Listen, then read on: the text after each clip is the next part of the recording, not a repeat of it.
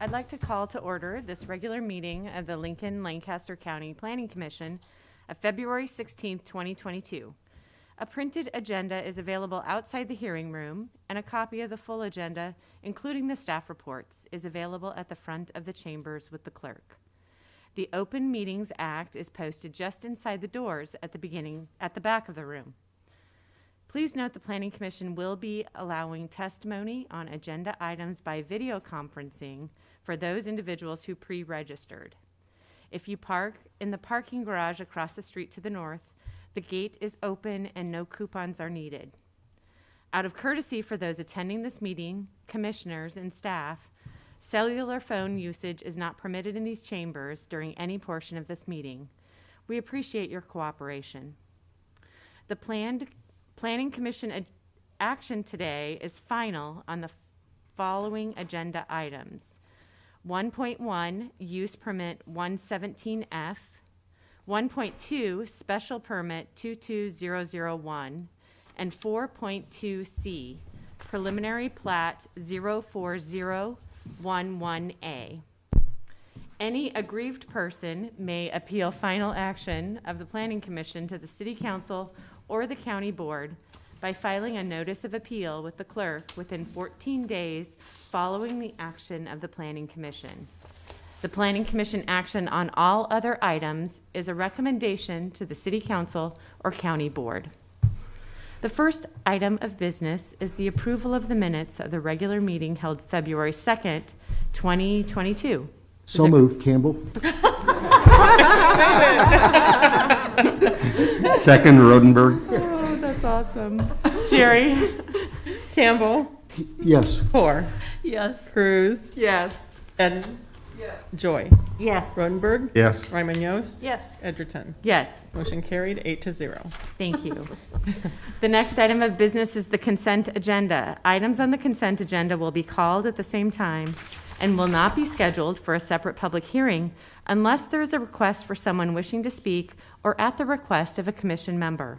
I will ask Jerry to read all the consent agenda items into the record. Once those items are read, she will ask if there is anyone wishing to speak. If you wish to speak on an item on the consent agenda, we would ask that you stand and state that item.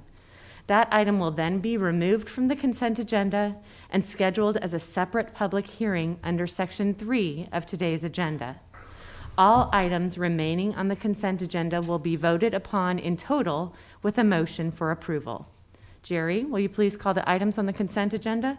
Yes. Item 1.1 is use permit 117F to allow for the sale of alcohol for consumption off the premises on property generally located at 1245 Libras Drive. And item 1.2 is special permit 22001 to allow for the sale of alcohol for consumption both on and off the premises on property generally located at 901 North 48th Street. I would note that this is final action on both items unless appealed to the City Council within 14 days. Are there any ex parte communications to be disclosed on these items? No. Are there any ex parte communications that took place or additional information you learned while visiting either of these sites? No. Okay. Is there anyone here wishing to speak on either of these two consent agenda items? And if so, please stand and state that item. Okay. With that, I will take a motion. I would move that we approve the consent agenda, Campbell. Second, Joy. Jerry? Okay, and this is for the approval of the consent agenda. Campbell? Yes. Core? Yes. Cruz? Yes. Edens? Yes. Joy? Yes. Rodenberg? Yes. Ryman Yost? Yes. Edgerton? Yes. Motion carried 8-0. Thank you. I will now ask Jerry to call the requests for deferral. Okay, we did receive written communication on behalf of the applicant requesting a 2-week deferral of the following associated applications, which are items 4.1A, Comprehensive Plan Amendment 22002, to amend the Lincoln-Lancaster County 2050 Comprehensive Plan to revise the future land use map in multiple areas on a parcel of approximately 42.15 acres by revising portions of the western and northern sections from urban residential and green space to commercial. And the associated annexation 21010 to annex approximately 41.99 acres, more or less, in the associated changes zone 21053 from AG Agricultural District to R3 Residential District, planned unit development for the Market Point planned unit development for up to 120,000 square feet of commercial floor and up to 464 multiple family dwelling units with adjustments to the zoning and subdivision ordinances. All of these are generally located on the northeast of South 70th Street and Yankee Hill Road. This would defer the public hearing and action to the March 2nd hearing, Planning Commission hearing. Okay. Move to defer. Second, Joy.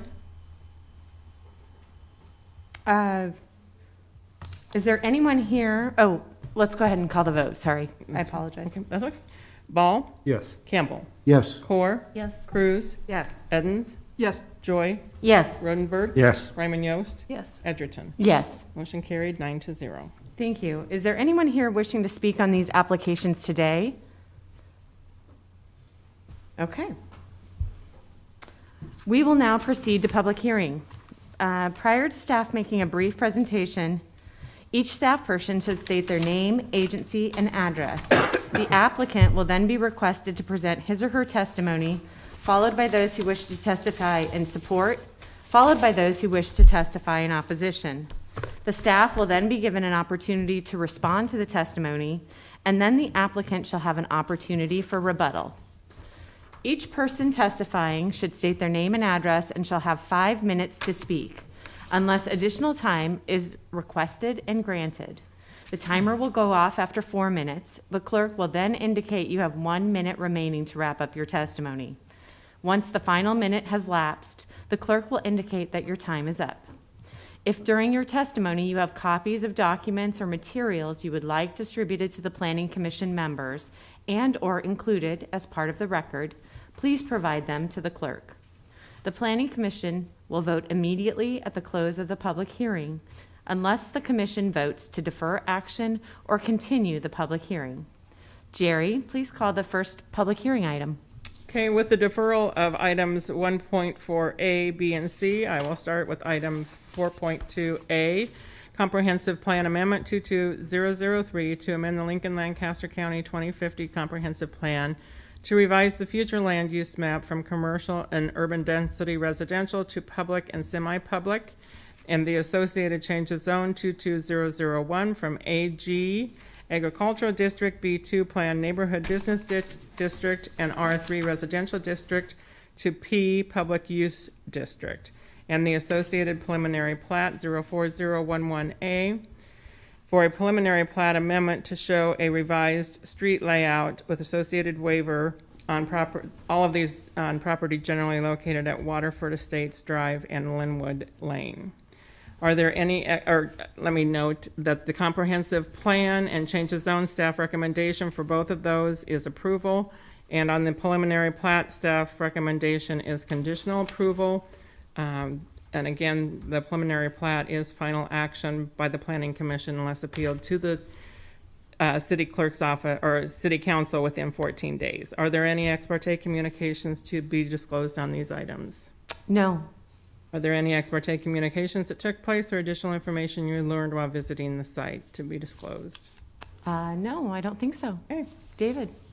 Point of order, I think we just have to back up a little bit. I know that we just moved to delay the incorrect set of projects. I was Thank going goodness. crazy. Oh, I well, thought see, it isn't like riding a bike. As far as process is concerned, I think we want to make a motion to Okay. rescind that and Sorry. then start over again. Thank goodness. Okay, The wrong one. I would move my to, apologies. I would move to rescind the deferral of 4.1A, 4.1B, and 4.1C. Second, Joy. Jerry? Okay. Ball, Yes. Campbell, Yes. Core, Yes.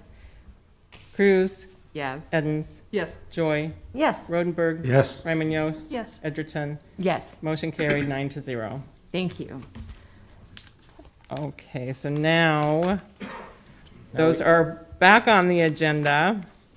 Yes. And the items that need to be deferred for 2 weeks are actually items 4.2, A through, B and C. right. And let me just read those into the record again. So the items to be deferred for 2 weeks to the March 2nd hearing are Comprehensive Plan Amendment 22003 to amend the Lincoln Lancaster County 2050 Comprehensive Plan to revise the future land use map from commercial and urban density residential to public and semi-public. The associated change of zone from AG, B2, and R3 to P, and the preliminary plat 04011A for a preliminary plat amendment to show a revised street layout with associated waivers, all of these located at approximately West Waterford Estates Drive and Linwood Lane. And then also the change of zone 22001.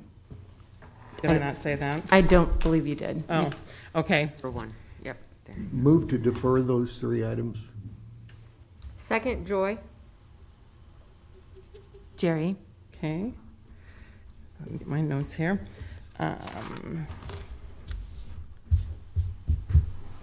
Ball, Yes. Campbell, Yes. Core, Yes. Cruz, Yes. Edens, Yes. Joy, Yes. Rodenberg, Yes. Raymond Yost, Yes. Edgerton. Yes. Motion carried 9-0. Okay, now with that deferral, is there anyone wishing to testify on those items today rather than waiting for the public hearing? Okay, thank you. Okay, so this is. Okay, so backing up here. Okay, so moving on to the public hearing. Item 4.1A is Comprehensive Plan Amendment 22002 to amend the Lincoln Lancaster County 2050 Comprehensive Plan to revise the future land use map in multiple areas on a parcel of approximately 42.15 acres by revising portions of the western and northern sections from urban residential and green space to commercial. The associated annexation 21010 to annex approximately 41.99 acres more or less, and the associated change of zone 21053 from AG Agricultural District to R3 Residential District Plan Unit Development for the Market Point Plan Unit Development for up to 120,000 square feet of commercial floor and up to 464 multiple family dwelling units with adjustments to the zoning and subdivision ordinances. All of these generally located northeast of South 70th Street and Yankee Hill Road. Are there any ex parte communications to be disclosed on these items? No. Are there any ex parte communications that took place or additional information you learned while visiting the site? No. Brian? Good afternoon, Brian Will, Planning Department, 555 South 10th Street, Lincoln, Nebraska, 68502. You may recall, these applications probably sound familiar. They were on your agenda previously, but they were delayed to allow some time for a couple things to occur. Originally, as we looked at the applications that had been submitted, the Planning Department was recommending denial, and it was because really two significant items were missing. One was a traffic study, and another was a comprehensive plan amendment. The plan that's shown didn't fit with what the future land use map was showing. So since then, those items have been submitted. Traffic study's been looked at. I don't have all the comments on that yet.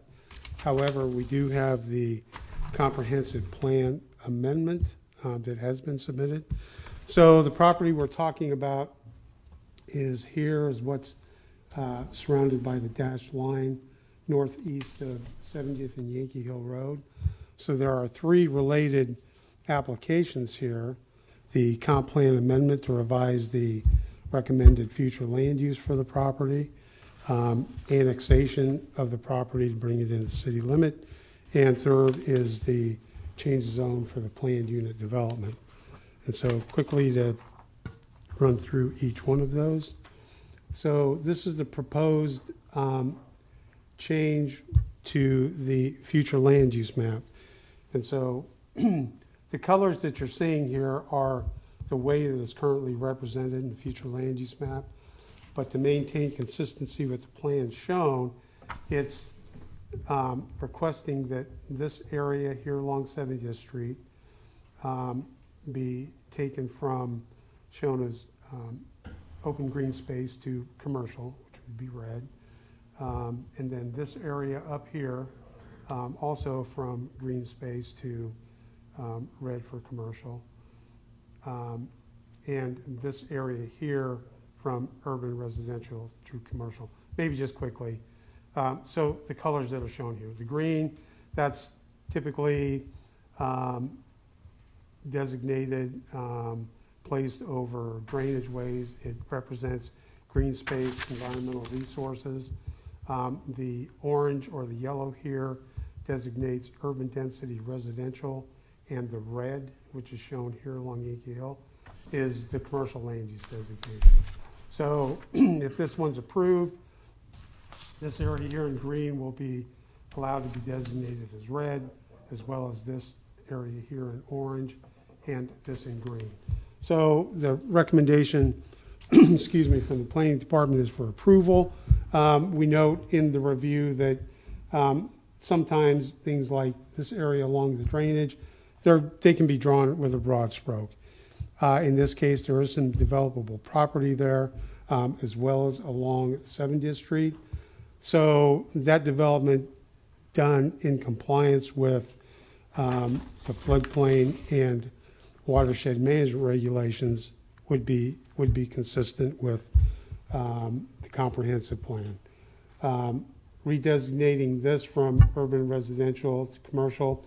Here again, we noted in the review that flexibility is reserved in the comprehensive plan for reevaluating sites like this one, which we did.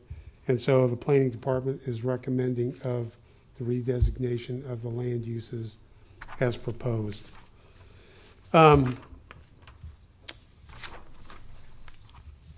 the annexation, I would also note that as I discussed in the staff report, that the larger area here, maybe I can just go back to this exhibit, that the larger area that this site sits in, which is largely bounded by 70th Street to 84th Street, Pine Lake Road to Yankee Hill Road, is now fully surrounded, and it is on the city's radar for recommendation for annexation within the next year or two. So that we expect to be forthcoming in the near future. So relative to the annexation policy, this property can be served by all municipal services. Those are available. It is ready for development, and in all respects meets the annexation policy. Even if it weren't annexed today, it eventually is going to be. So the recommendation for the annexation as well is for approval. The PUD itself, so the change of zone from AG to R3 PUD. This is the site plan. And again, the planning department is now recommending approval, is supportive of the plan with conditions. I would note that there is also a deviation request that has been submitted for this access point on Yankee Hill Road. My understanding is that that will be approved. I don't think it quite has yet, but it will be. So the plan here itself designates three different areas. Areas A, along the railroad tracks along 70th, area B, and then a small one, area C. And so within area A, up along the railroad tracks, is designated for mini storage. Area A here along South 70th Street is for I understand a grocery store, but typical commercial uses found in the B2 district. Area B then is designated for apartments, and that would be up to 250 units. And then Area C, there is no land use really designated there other than those uses allowed in R3. There's no way to get to that property now. So we requested that it just be designated for what we believe will probably follow on the other side, which up to this point, we believe to be residential.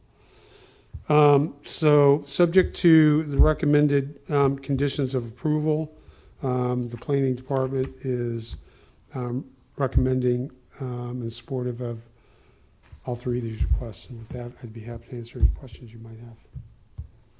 Questions, Dick? Brian, in your report, you talked about no net fill, and a lot of the lower A section is in the 100-year floodplain by your dark line there. Yeah. Yep. How will that be offset? I think that's probably a good question for the applicant, Dick. We're saying that it will need to be. Right. Okay, so, yeah. Which means either a detention basin to hold that additional water? Yeah, there's probably alternatives, but, Yeah, okay. but standard, at this point, we're suggesting needs to be met. Yep, thank you. Other questions? Brian, can you show us, in the staff report, they're wanting that connecting street. Can you show us, I want to make sure I was understanding what you're considering behind and in front Okay. of. Yes, thank you. Yes, so that is right here. So you'll see that traffic will be coming in off of Yankee Hill here. Okay, and eventually, once it's all fully built out, we'll have the option of perhaps going east or coming into the site. Well, the way the road network is laid out now, the only option for getting through this site, there are other pad sites up here, other things to access coming off that, would be driving this way and then in front of the grocery store and pedestrian traffic and all the conflict that causes. So it's this one here that comment is getting to, recommending that this connection be made, just for the health, safety, and welfare of everybody involved, and particularly the shoppers and pedestrians that will be using this area here. That just looks to be not good site planning to not have that connection there. Thank you for showing me front and back of that. Okay. What was the status currently of the traffic study? Yeah, the traffic study's been submitted, and it's under review by Traffic Division of LTU. There will be comments forthcoming. I don't have them yet. So, I mean, I think they're probably going to be along the lines of, you know, what sort of improvements, temporary improvements maybe in 70th Street relative to turn lanes will be needed. I don't know that it's going to affect the internal layout of the site that much. But, so yes, it is under review. We just don't have the comments yet. Okay, thank you. Any other questions? Yes. So if the comments come back requiring some turn lanes and so on, will that be handled when they come for a building permit? Yes, so there is an associated annexation agreement. And so I anticipate that off-site improvements will be addressed there. And so that's why because there are some unknowns there, that the site plan, if needed, be revised to include them. But there's going to be subsequent meetings with the applicant and his representatives to nail down the details of that agreement once we have all of the comments. But we think we have it addressed adequately in the report, noting that it needs to be revised to address them. And at 72nd Street and Pine Lake or Yankee Hill Road, is that anticipated to be a right-in, right-out only? I don't know if there's a median. Is it right in, right out? Everybody's not It is right in, right out. There is a median. There's a median, I thought. Yeah.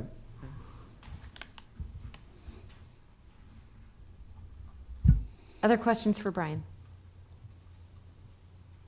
All right, thank you. Okay. Applicant testimony.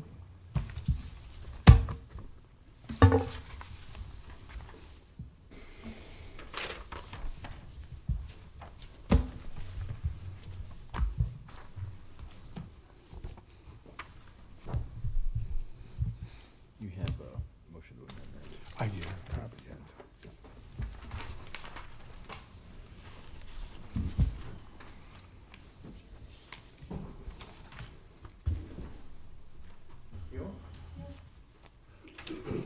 Thank you.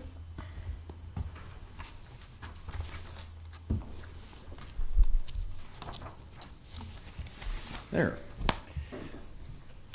Madam Chair, members of the commission, my name is Tom Houston. My address is 233 South 13th Street, Suite 1900 here in Lincoln, on behalf of the property owner, Alan Beatty. With me today is Brad Marshall, project engineer with Olson. I agree with the majority of Brian's introduction of this site at the northeast corners of South 70th and Yankee Hill Road. Infrastructure is present and the site is ready for development. I think it's important to note, at least from our perspective, this site is a very visible site on a intersection, at an intersection of two arterial streets that are going to be of increasing importance in the city of Lincoln. Do we need one? Sorry.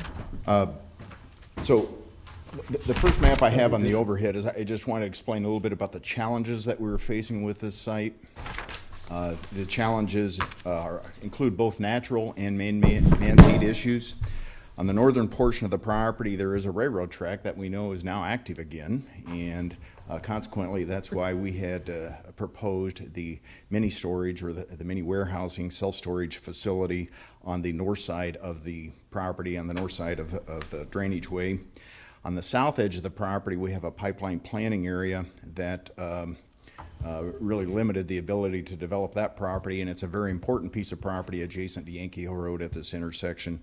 And then throughout the site, both along the western edge and traversing the property, we have Beal Slough as a floodplain drainage way that complicates the design of the facility. So we are appreciative of the ability to set the reset button, because that's kind of what we did and went back through the process of city review, and glad we are at the point that we now find ourselves in front of you. The three items on your agenda dealing, I think the two easy ones is the comprehensive plan amendment and the annexation. I don't think there's any dispute about that. This area is of the larger area that will be annexed, and it is currently an island that needs annexed according to the city's annexation policies. The change of zone is really where I want to spend most of my time talking about the mixed use development that we're proposing for this property.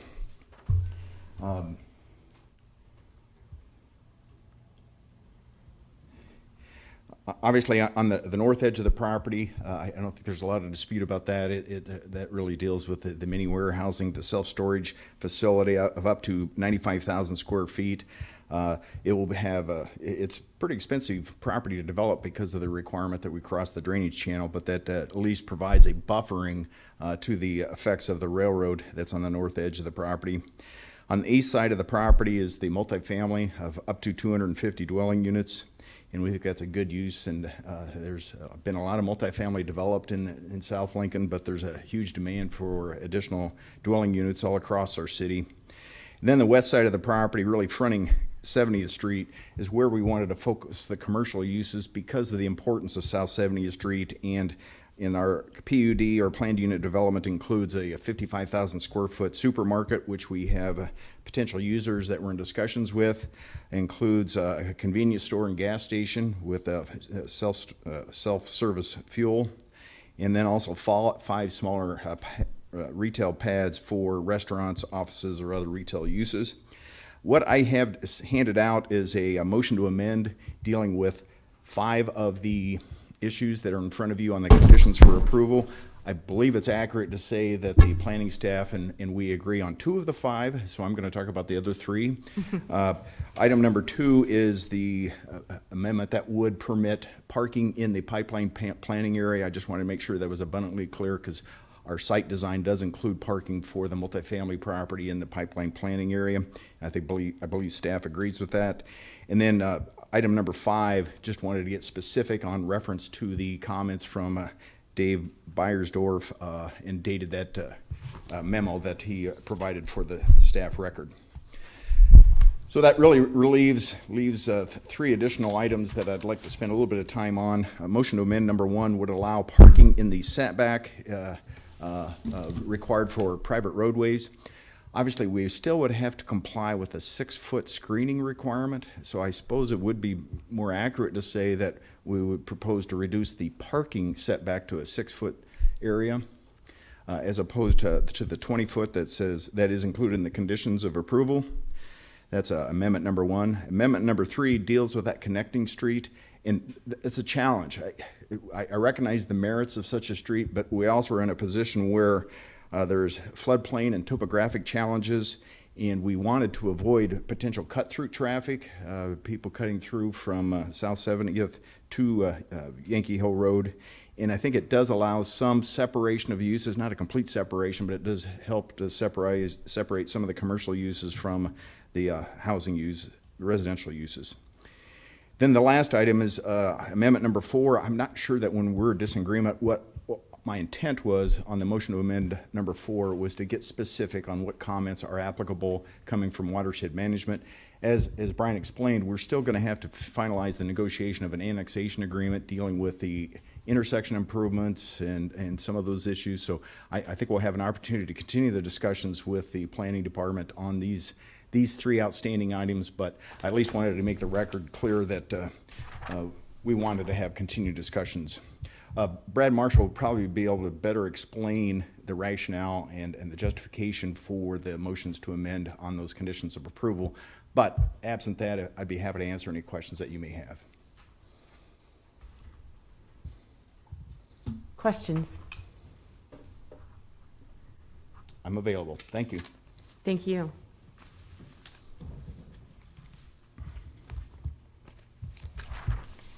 Do you need that? I probably have it. Okay. Thank you. Good afternoon, Brad Marshall with Olson, 601 P Street, Suite 200. Yeah, I'll go over a couple of these items as far as the waivers or motions of amend are concerned. Mr. Campbell, I may address your first question about some of this. The traffic study has been submitted and is under review. We have 1 deviation request for 72nd Street that does include turn lanes that would be installed as part of the connection, the right in, right out. So a right turn lane would be added to Yankee Hill Road. And then we'll be working with LTO staff on some of the geometrics on the 70th Street side for connection of a left and right turn lane. So access management policy would dictate that connecting to an RTO roadway would require connections of right turn lanes or left turn lanes into the development. Those are not being contested by any means, just how we do it. 70th Street, for example, has railroad tracks to the north and so forth. And so I know the city worked with the development on the west side, Harvest Hills, to get those turn lanes put in, and Village Meadows. And get the same, we'll have basically the same conversation on the traffic study. So I'm not too overly concerned, but I want to make sure that you understood that those safety measures are being added as part of this project. The second thing is a motion to amend. Let me talk probably number 1. And what we're basically asking for the reduction of setbacks. I have a little map to maybe help out what we're looking for. It's very common to, in the zoning district, to have perimeter setbacks.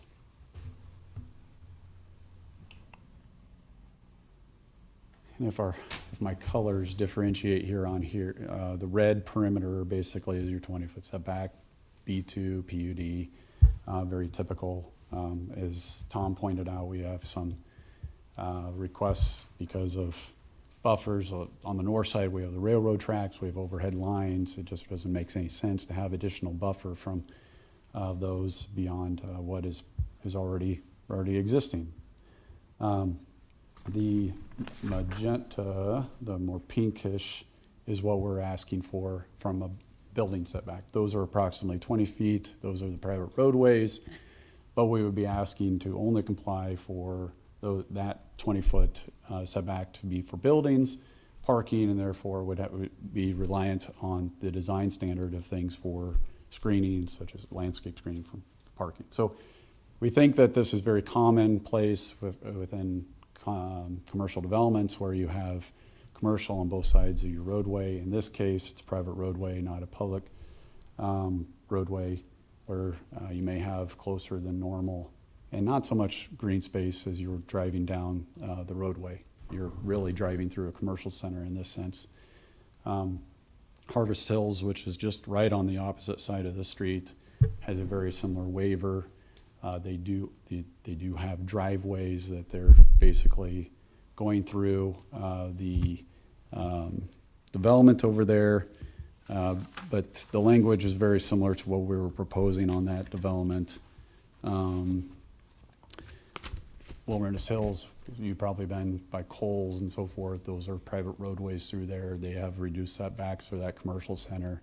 You really don't feel it because you still have an outlot, you still have street trees, you still have sidewalks, but those parking lots are sucked in because it's a little bit closer in those developments, not feeling that the entire setback of 20 feet is reliant or dependent on that parking. But buildings, it may make sense, and that's what we've offered up in this case for this motion to amend.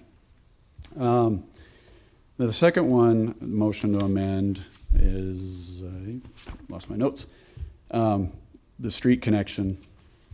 Our development is LTU. Planning staff has asked for 72nd Street to basically be brought through from the location where we're connecting with the right in, right out, for that to come on the backside of the large user here. We've designated it as a grocery store, and the way that the site does lay out, it does filter through most of that.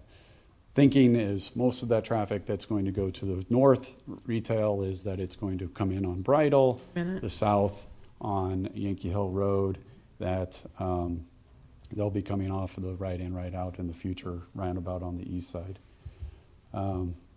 I just highlighted blue. That's where some of our detention is. That's where drainage is collecting, where that roadway is being asked to be brought through the development.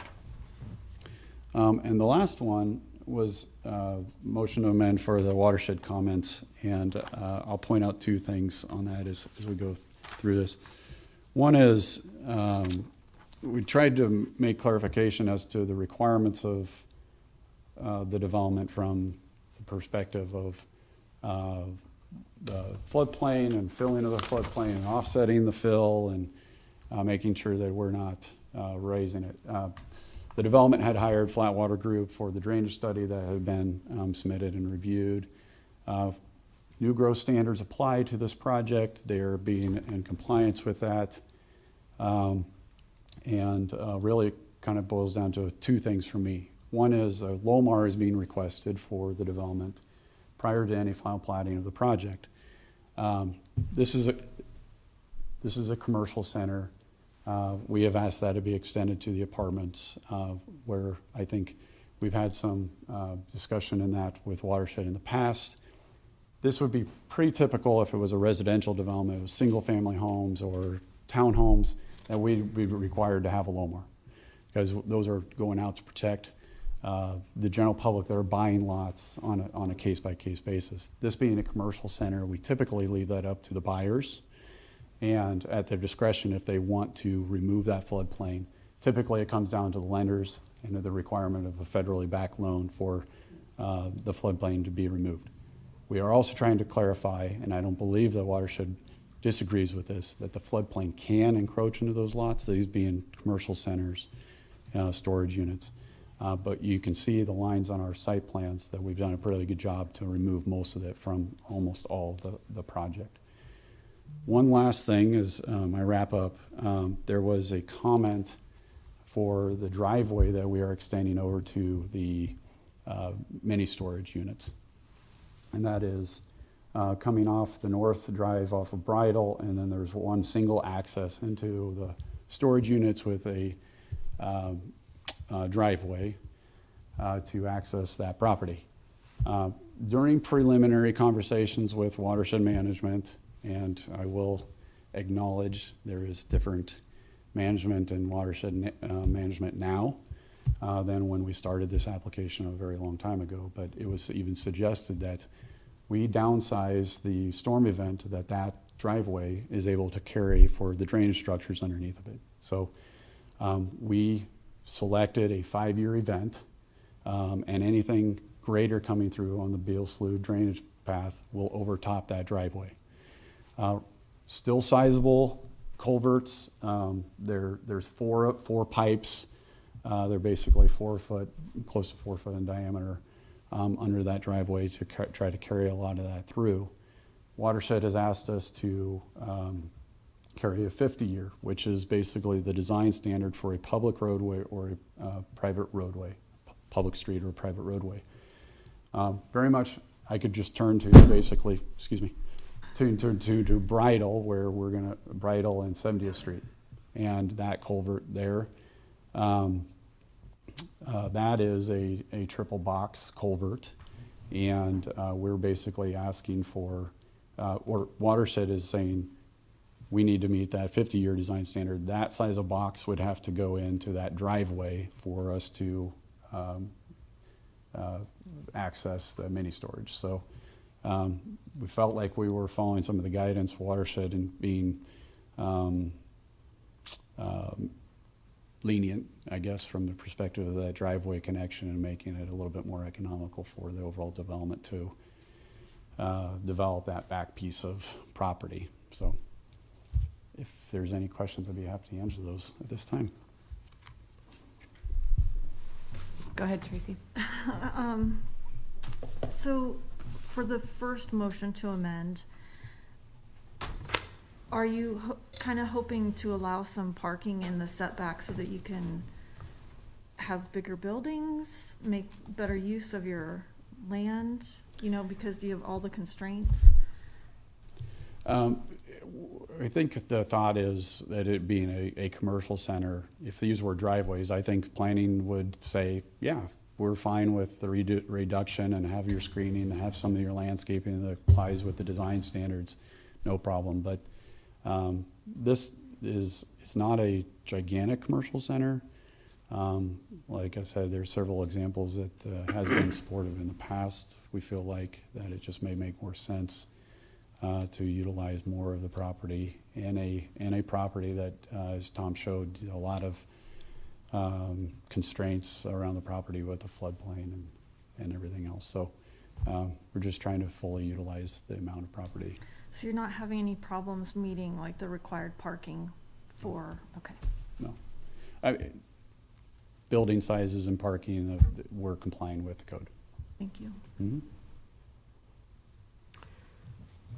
Dick, other question? Dick, go ahead. Brad, I'd like you to back up again and go over where you're seeing a detention basin being created where the city is requesting that street through. Is that correct?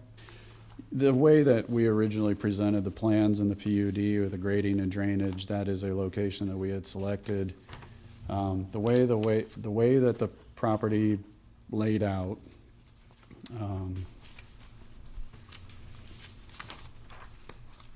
we thought that from the grocery store perspective, grocery store position, and then where we have the apartments to the west magically disappeared. Here we go. Again, this just goes back to the original site design, if you will, where we're trying to filter a lot of that traffic coming from both Bridal and from 72nd Street into the major user on this corner in the grocery store, where you'd be able to filter. We felt like the traffic was going to go through there mostly anyway, going north or south. And we decided to utilize that space between the grocery store and the apartments as green space, as detention, as open space. And so that's where we tried to offset some of our water detention and water quality. With the culverts underneath the driveway to the storage units, and you wanting to size this to the 5-year rather than the 50-year. Correct. There's a tremendous amount of water that comes down through there. So is that detention basin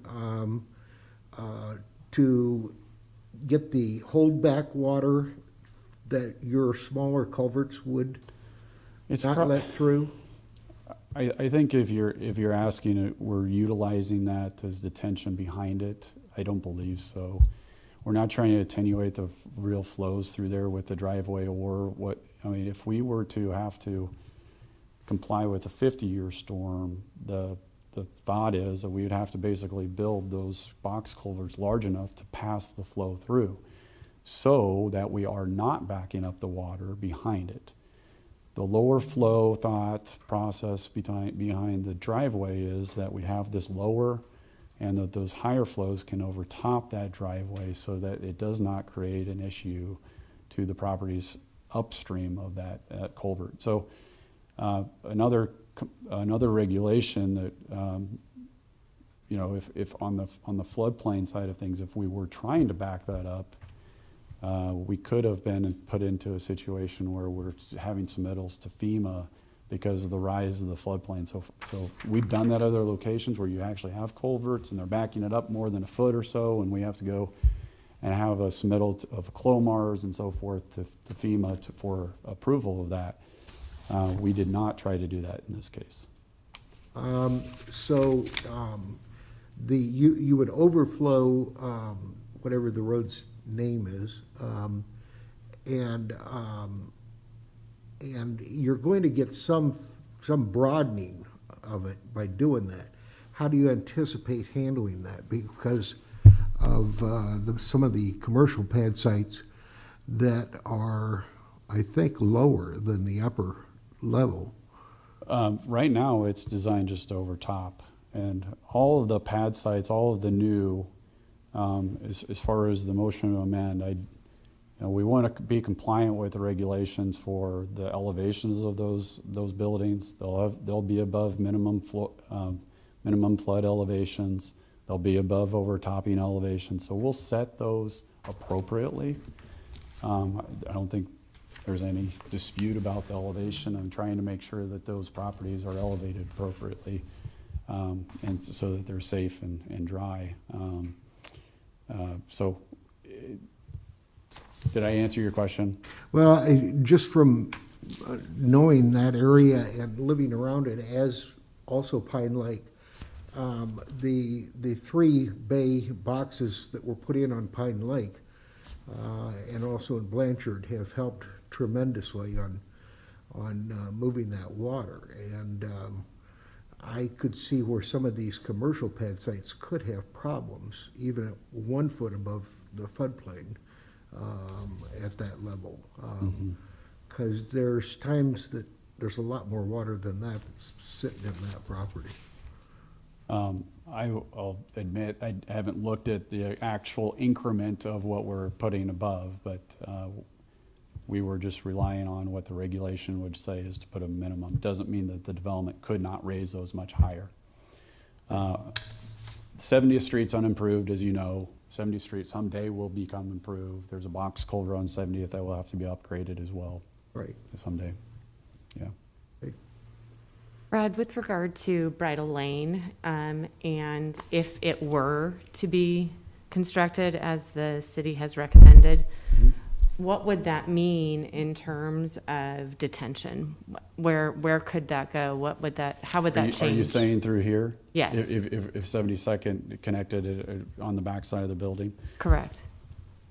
We have not done that alternative analysis quite yet. Okay. So if it meant that that roadway was required to go through, we would have to comply with offsetting that detention and water quality aspects and find other locations. I mean, we would have to find it outside of the realms of the floodplain very likely, so it may take up some development area to do it. Okay, thank you. Mm-hmm. Other questions for Brad? Just to clarify, that storage unit, that driveway is the only way in and out of that area, is that correct? It is, yes. It just is a very difficult area. We can't come off of 70th due to the proximity or spacing of driveways, or I guess in this case it would be a driveway off of an arterial roadway, proximity to the railroad tracks and other things.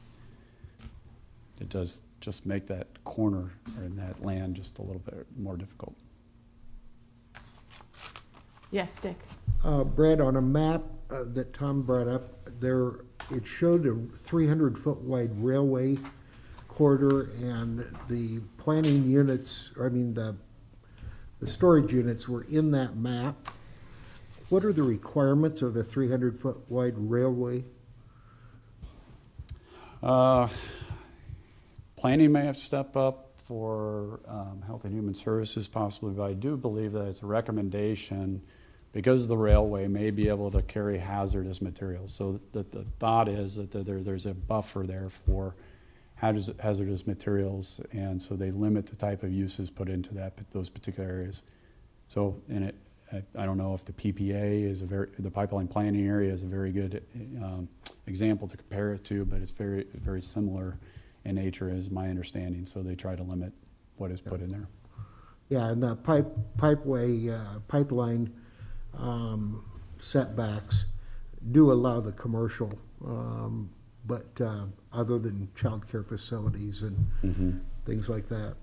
So, for instance, we were unavailable, to do any type of residential. We couldn't put apartments up there. We couldn't really extend any type of residential thoughts into that particular area because of that recommendation. Yeah. Okay. Thank you. Okay, Oh. wait, sorry. So if I live in the apartment building, the new apartments there on the east, and I need to use the storage units, I would then have to come out onto Yankee Hill, go up 70th, and then come in order to access it. No. Or, Private roadway. You could go in front of the store. Or go in front well, of the or go in store. front of the store, which is what they were trying to avoid, was having people drive in front, because the private roadway would not be there. That's right. But that's what the intention would be, that you would have to go out and around to avoid going through the store. People would, for convenience, drive through the parking lot of the grocery store. But I want to make sure that's the. Yep. Yes. So we hear planning say that's a lot, so that they don't have to go back out to their arterial roadways. If they were internal to development, you're absolutely right. That's the direction they'd have to go. If they're out on their arterial roadways, our thinking is that they would come off of 70th anyway. Excuse me. Anything else? Thank you, Brad. Thank you. We'll now take testimony in support of this application. Please keep in mind that this is for all three associated items, and so any testimony in support of these items. Thank you. Is there any testimony in opposition to this? Staff questions? I do have one.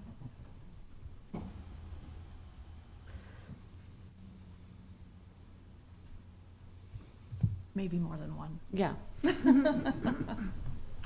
We know you, Tracy. Brian Will, Planning. Okay, so first of all, Brian, I know that the applicant stated that you're in agreement with a couple of these motions to amend. Can you tell us staff's perspective? Correct. So the first one, relative to 20-foot setback, no, we do not support that and disagree with that. I think as you look at developments, you'll find that perhaps when there are driveways through commercial developments, yeah, you'll find that parking is probably right up to them, maybe a little bit of green space for medians, et cetera. But when it comes to private roadways, public streets, they're really treated no differently in developments, and there's no distinction to be made for this development either. You've got, in this case, they're going to be all private roadways, but we feel that they should be treated like any other roadway, providing for that open space, that separation that is the rationale for having it to begin with, and having that setback from a roadway is typical throughout Lincoln. So there's no unique circumstance here that the planning department's aware of or has heard of. So we do not support that. The second one, they're just suggesting clarification, and clarification to be added is fine. Don't have an issue with that. I believe motion to amend number 3 was the street connection behind the store. And again, planning department feels that that connection is extremely poor. And it just looks like poor site planning to lay this out where there is no roadway connection between the southern portion and the north. We understand there's detention there, but that's a function of how the site was laid out, and it could have been laid out differently to allow for that roadway connection. So forcing anybody to try to get from north to the south and decide to drive in front of a pedestrian-heavy grocery store, it doesn't make sense to the planning department. So we do not support that. Let's see, motion number 4. I actually have Tim Zock with Watershed Management here. And so I know there were quite a few questions about that. So maybe we can have Tim come up and address that one. I'll let Tim use this. Motion number 5, then again, that was just clarification about comments that the water department made, and we don't have an issue with that one either. I'd like Tim to come up and just he can talk more about motion to amend number 4. Great. Tim Zock, Transportation and Utilities, Watershed Management Division. For motion to amend number 4, I received this yesterday, and haven't had any interaction or communication from the engineer on this one, and there's comments that are deleted and revised that are kind of hard to just work through here in front of you guys because they're very technical in nature, and we're definitely willing to work with the applicant and their engineer to work through these things and maybe come to some concessions, but it's kind of difficult to work through all those details here at this time. So really what I hear you saying is you don't support the motion to amend number 4 right now, but Correct. that doesn't to say, like, as this application progresses down the road, that some of these might be worked out. Yeah, I think we can talk through those, but we haven't really had a chance to kind of fully take a look at what their changes mean. To flush them out? Yeah, exactly. Okay, sorry. You were funny.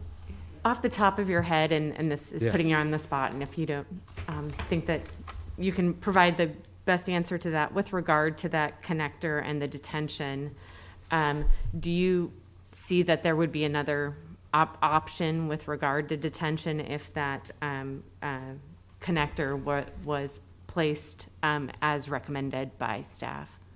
Yeah, I think it's definitely possible to do to make the grading work and get your detention volume. It just means, you know, possibly losing developable area. But I think it can be done. Okay, thank you. Any other questions? I do have one, but If you have more watershed questions, go ahead. not so much for him, but maybe for Brian. It's more about street stuff. Thank you. Okay, thank you. Thank you, Tim. Steve Hendrickson, with the Planning Department. I think one clarification is in order. Brad mentioned the Harvest Hills development. And so, fortunately, I just have my laptop here to show it. So Harvest Hills is on the northwest corner, immediately across the street. So what you have here in the diagram is on the right-hand side is 70th Street, Yankee Hills on the south. And so internal to the site here Can you is the zoom it driveways. in just a little bit? Sorry. We'll Thank zoom you. in here. Didn't bring the heavy glasses. So here are the driveways.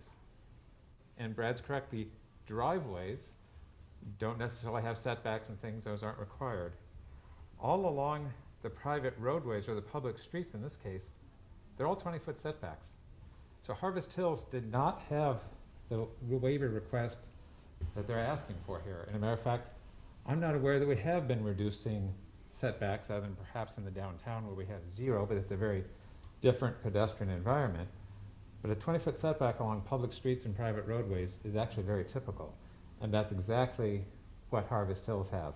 All along the public streets, there's a 20-foot setback, these private driveways, which have parking off of them and they function like little internal drives. All of those weren't required to have 20-foot setbacks. They're required to have sidewalks. But definitely in the case of Harvest Hills, as in most developments, you have the 20-foot front yard setback. That's the green space. That's the separation from the parking, from the public right-of-way, the sidewalks and streets and everything else. So I wanted to make that one clarification. And also the question that came up in regards to the streets, if you have the exhibit that Jerry has, it actually shows the street connection. So here is the diagram that they submitted that shows that street connection. And so it's the introduction of the grocery store, a much larger box that trying to find room for that box eliminated the street connection.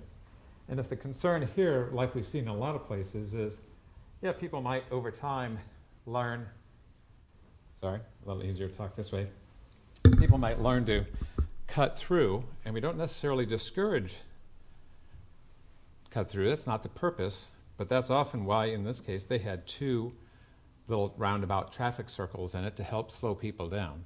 And again, that's the perfect point in terms of if you're going from here over to 70th Street, if you have a street that you can use, that way you reduce the amount of trips on the arterial street, because that is the part of the goal of trying to move traffic on an arterial street, is having these internal connections so you reduce the amount of internal trips that actually end up being external trips because you don't have any way to go through. So I thought I would just note that this diagram shows basically how it would be done. Steve, correct me if I'm wrong, but with Yankee Hill Road being a right-in, right-out only, it's very likely that somebody living in those apartments would come in off of 70th Street with turn lanes there, and would, under their scenario, have to go in front of the grocery store to get to their apartments, correct? That is correct. Ultimately, off to the right here, there is an existing roundabout, and this connection would be made here. And so potentially you're right, you might come in here and go through to go to the apartments, or in the long term, you might come over here and back, but certainly it's probably more if you're coming from the east. That is part of the reason LTU and planning supported, even though this requires a deviation request, this access supported it, is that this access point for the moment is off the property on an adjoining property, and there is a drainage way to cross and some complications, and so this would be a difficult connection to do day one, so that's why we worked with them to say, okay, even though this is a deviation request, let's support that deviation request because that allows you at least day one to have that right in, right out, at least on Yankee Hill. Steve, just to make sure, Harvest Hills is the development with Kohl's and Aldi on, Oh, no, Harvest Hills is not yet built. Oh, It's okay. on the northwest corner, immediately west of this site, northwest I corner of asked. 70th and Yankee Hill. thank you. Yes, it's hard to keep all the names straight, particularly in the wilderness. There's lots of wilderness ones. Yeah, thank you. Any other Harvest- questions for Steve? No, Brian? yes. I'm just kind of trying to think outside the box here a little bit, and I don't know that this will really solve anything. In that parking lot in front of the grocery store, if they did something so that drive aisles were established, would, so people couldn't drive, right in front of the storefront and, mow down pedestrians, would that ease some of your concerns about connecting 72nd and Bridal Lane? I'm not sure if I'm quite following. You mean if there were a roadway connection through here instead? Well, if they put like some kind of barrier, and I don't know, I'm trying to spitball here a little bit. I don't know if those would be islands in the parking lot that just span the whole thing, but Well, yeah, I think it's kind of twofold. I mean, we're not trying to discourage or inhibit access through here. I mean, we want to facilitate it. And so one way to do it is making that connection. Now, I can get from north to south here. It's just I got to drive in front of a store, yeah. which we just think is a bad idea. So we're not saying let's make that harder and discourage. What we're suggesting is we'll make it easier and make it safer and make the roadway connection that was intended here, right? So I mean, there's probably, and I'd add, I mean, with the roundabout here, if the developer's concern is cut through traffic, I mean, I don't believe that somebody's going to find it quicker to cut through here to go from one point to the other, given there's a roundabout. There's no light, and sure, it'll get busier one day, but given there's a roundabout, you're not going to be sitting at a light. So I don't think the cut through traffic argument is really valid in my mind. So, yeah. So establishing more of a drive aisle over, that parking lot wouldn't be an acceptable alternative to, Well, I'm not sure that it changes anything, Okay. to be honest with you. I don't think it really changes the dynamic or the condition.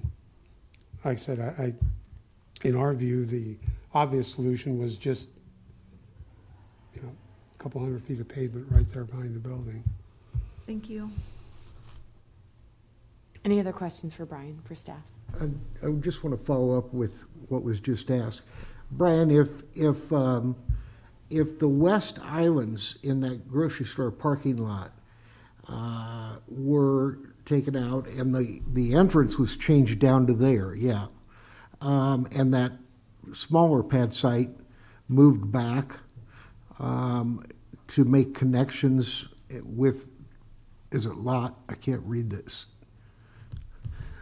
That lot, yeah, those two lots, that one and that one. If they were moved to the east, you could make a connection back to that Perhaps you could. traffic signal. And that would then eliminate the traffic from being in front of Yeah, the but grocery store. I don't know, somebody smarter than me is going to have to look at it, Dick, but I think making a roadway connection out here is going to be problematic in and of itself. Given the drainage way, Got it. given the slope and given the proximity to the intersection here, Yeah. from what I know about it, my guess is it's probably unlikely. Okay. I'm not trying to rain on alternatives.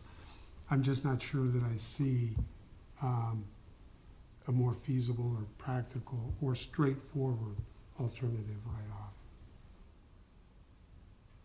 And I mean, given that this development is still raw land on a sheet of paper and, trying to fit within the constraints, the limitations aren't relative to floor area, number of storage units, number of apartment units. Those aren't established yet, so there's still the ability to go back and massage the clay here a little bit and make it work.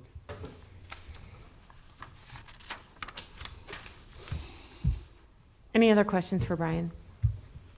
Thank you. Okay, thank you. Okay, applicant rebuttal.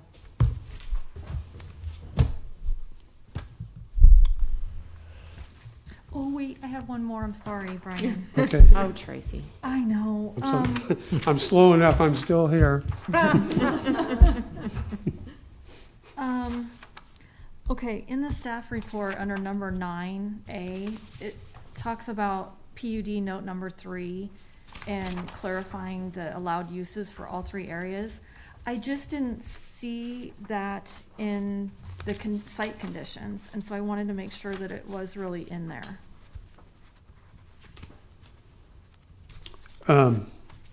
Yeah, we're just noting that the language needs to be revised a little bit, because as it's stated, I mean, they're limiting themselves unnecessarily by not including conditional and special permitted uses that otherwise would be allowed. As it's written, they're prohibited. We're suggesting modify the language, allow them. So if it is say a special permit for a cell tower, this language would prohibit it. We're saying open it up so that somebody may have the ability to come in and apply for that special permit. Okay. That's the substance of that. Okay, thank you. Got it. I'm done now, I promise. Hurry, fast, no. Okay, applicant rebuttal. Yes, thank you. The only thing I really want to talk about is of the 5 motions to amend, obviously, we're in agreement on 2 of them. I would like action on that, those 2 at a minimum. We're not done in our discussions, obviously with the staff and Watershed Management, and we'll continue to have those discussions. We do have to finalize the negotiation of the annexation agreement, so there's many things yet to be done. But if you have any other questions, I'd be happy to answer them. Any other questions? Thanks, Tom. I'd like Brad to come up. Yep. Here he comes. I have a feeling. If that roadway, if it were to be left as proposed by the planning department to have that roadway connect through, where would you create detention? I don't know I have the answer for that. As Tom said, we do have a little time to kind of work some of those items out.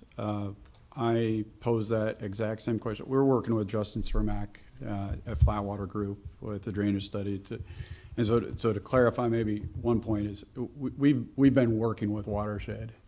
Justin has, and I feel like we've presented a plan to comply with all the regulations. And so if the road does go through, a couple of things. I mean, it's a little bit of a domino effect. We've got detention that we have to relocate. We'll find a location for it to meet the regulations for both water quality and water quantity with detention. The setbacks come into play too. You know, the roadway going through there where you have setbacks off of that roadway going through. There are some great challenges if you know the lay of the land where that roadway is coming off 72nd Street where that deviation request is asked for. It sits much higher than some of that land with the lower lying Beal Slough, the channel and everything. And so we've looked at it. We haven't fully engineered it yet, but we just are looking through and how those impacts will go through their dig. Any other questions for Brian? So if this is more for Tom, but I think Brian can answer it too. So you're asking to go ahead with amendment number 2 and number 5. Correct. Yeah, the number 2 and number 5 are the motions to amend that Right. I believe that both sides do have agreement. Both sides agree to. Sorry. Getting crazy over here. Do you have any additional things you want to share, Brad? That is it. Okay, thank you you. so much. Okay, I'll take a motion to close the public hearing. I move to close the public hearing. Second core. Jerry? Okay, this is to close the public hearing on Comprehensive Plan Amendment 22002, Annexation 21010, and change of zone 21053. Ball? Yes. Campbell? Yes. Core? Yes. Cruz? Yes. Edens? Yes. Joy? Yes. Rodenberg? Yes. Ryman Yost? Yes. Edgerton? Yes. Motion carried 9-0. I would move to approve Comprehensive Plan Amendment 22002. 22002. Next we have three. 4.1A. Sorry, it's crossed out, so, One. yes. Second core. Okay, discussion. I think at this point, we can discuss all three items. I will be moving, when we get there, to amend number 2 and number 5, as both parties have agreed, but that to allow them to continue to work on development.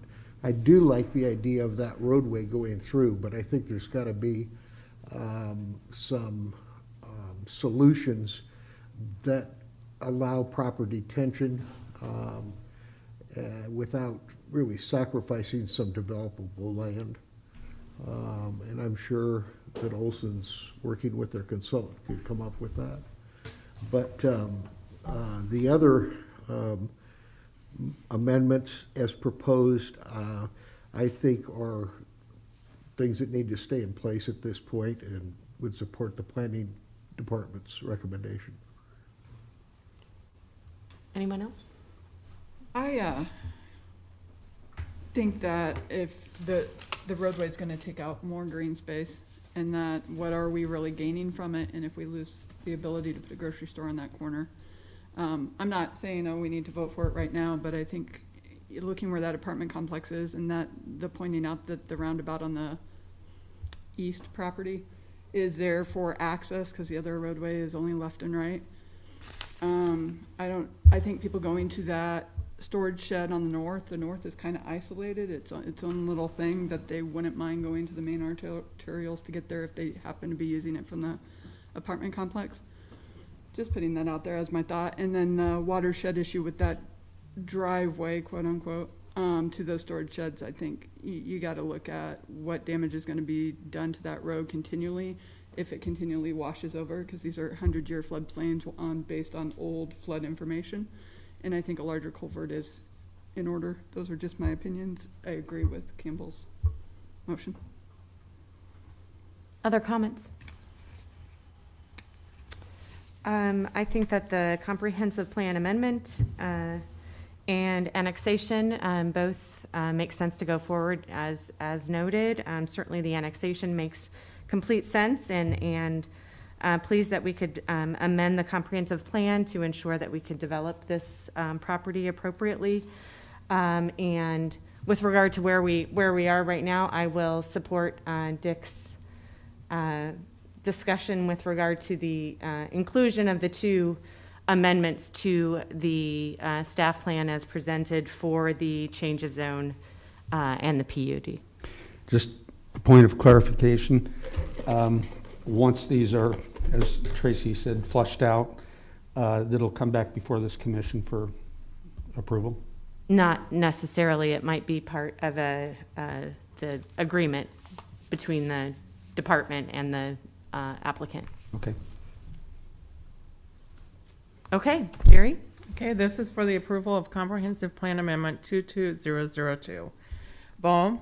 Yes. Campbell? Yes. Core? Yes. Cruz? Yes. Edens? Yes. Joy? Yes. Rodenberg? Yes. Ryman Yost? Yes. Edgerton? Yes. Motion carried 9-0. Would also move to approve annexation 21010. Second core. Jerry? Okay, this is for the conditional approval, recommended conditional approval of annexation 21010. Ball? Yes. Campbell. Yes. Core. Yes. Cruz. Yes. Edens. Yes. Joy. Yes. Rodenberg. Yes. Ryman Yost. Yes. And Edgerton. Yes. Motion carried 9-0. Then I would move to approve change of zone 21053 with the revision of Amendment 2 and Amendment 5. So it'd be like to include applicants' proposed Wording. conditions for, as presented, number 2 and number 5. Correct. Second, Rodenberg. Get that, Jerry? Yes, now, so we're just doing one motion. I think that's right. I think Okay, we're all right. avoiding the fact that we need to do amendments by Okay. just saying that we're including them as Motion. approved conditions. Okay. You ready for the vote? Yes. Okay, Ball, Yes. Campbell, Yes. Core, Yes. Cruz, Yes. Edens, Yes. Joy, Yes. Rodenberg, Yes. Ryman Yost. Yes. Edgerton. Yes. Motion carried 9-0. Okay. Thank you. Okay, now to clarify things a bit. Items 4.2A, Comprehensive Plan Amendment 22003, changes zone 22001, and preliminary plat 04011A have been deferred to the March 2nd Planning Commission hearing. Correct. Next item for public hearing is item 4.3, changes zone 20036 from AG Agricultural District to H3 Highway Commercial District on property generally located at 8230 South 91st Street. Good afternoon again. Brian Will, Planning Department. So this is a straightforward change of zone request from AG to H3. The property that we're talking about is what's dashed here. It's a little bit hard to put in perspective. Maybe we'll put this exhibit up. So the intersection of Yankee Hill, South 91st, Highway 2 here. So we're just directly south of that. It's about a 2.9 acre parcel right here. So the property that we're talking about is within the Cheney SID. And maybe let me talk about a couple other things while we have this one up. So we have a paved roadway coming in South 91st. It continues on. Brigham Road is paved on down to the south for maybe another quarter mile or so. Otherwise, the roadways out here are gravel. And so, of course, what we're talking about is Cheney. Cheney is an SID, Sanitary Improvement District, so meaning their sanitary sewer is, everyone in Cheney is connected to it. And it's covered by the SID. They have ponds that are located to the northwest off this graphic here, where they have treatment ponds for the effluent. So what makes this request a little bit unique, so let me start out by saying maybe on one hand, if it weren't for the fact that we had an SID located here, this property is close enough that it would be able to be annexed by the city, and probably would be, and perhaps even the change of zone being supported. But what makes it unique is that it is in the Cheney SID, and because of that, the city can't just reach out and annex to one parcel. Under the law, the city has the option of either annexing the entire SID, the larger settlement of Cheney, or not at all. Property would have to be released voluntarily by the SID. So the owner of this property has approached the SID seeking release. That release was not granted. And I believe that an email was distributed to the Planning Commission from the Cheney SID, noting that they did not want to release the property. I think they also opposed the change of zone as well. But so the Planning Department is recommending denial. And why is it? Well, on the one hand, if you could annex it, you'd be supportive of it. On the other hand, if you can't, you're not. Well, so in the staff report, there's a couple references to passages in the comprehensive plan where it is inconsistent with the policy of the city of Lincoln to annex properties beyond the city limit. And this is not a new thing. This has been for decades. And I can tell you that there are requests all the time and over the years to annex properties adjacent to the city, but which have been resisted, and most of them turned away.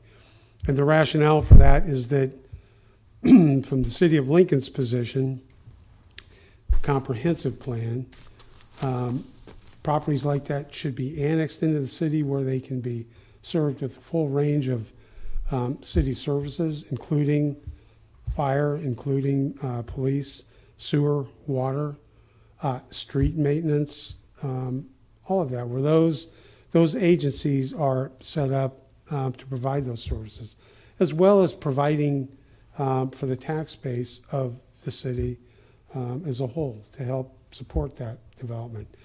In a case like this one, were this parcel to be annexed, rezoned, it would mean intensification of the development here, but without those support services to go along with it. There's not going to be any associated road maintenance. There's not going to be city police nor fire, and the other services go along with it, including sewer and water. Of course, being in the Cheney SID, it would be able to connect to the Cheney SID and rural water, but not the city's services. So there's really been two issues here. Number one, just on the face of it, this is inconsistent with a longstanding policy to not rezone, commercial zoning, properties that are adjacent to the city limit. Number two, and what has been part of the crux of this issue is that, so I was talking about earlier, paved streets. 91st is paved county road adjacent to us. But First Street here, sort of bisecting Cheney, is simply a gravel road. And we have sort of a mix of land uses adjacent to it.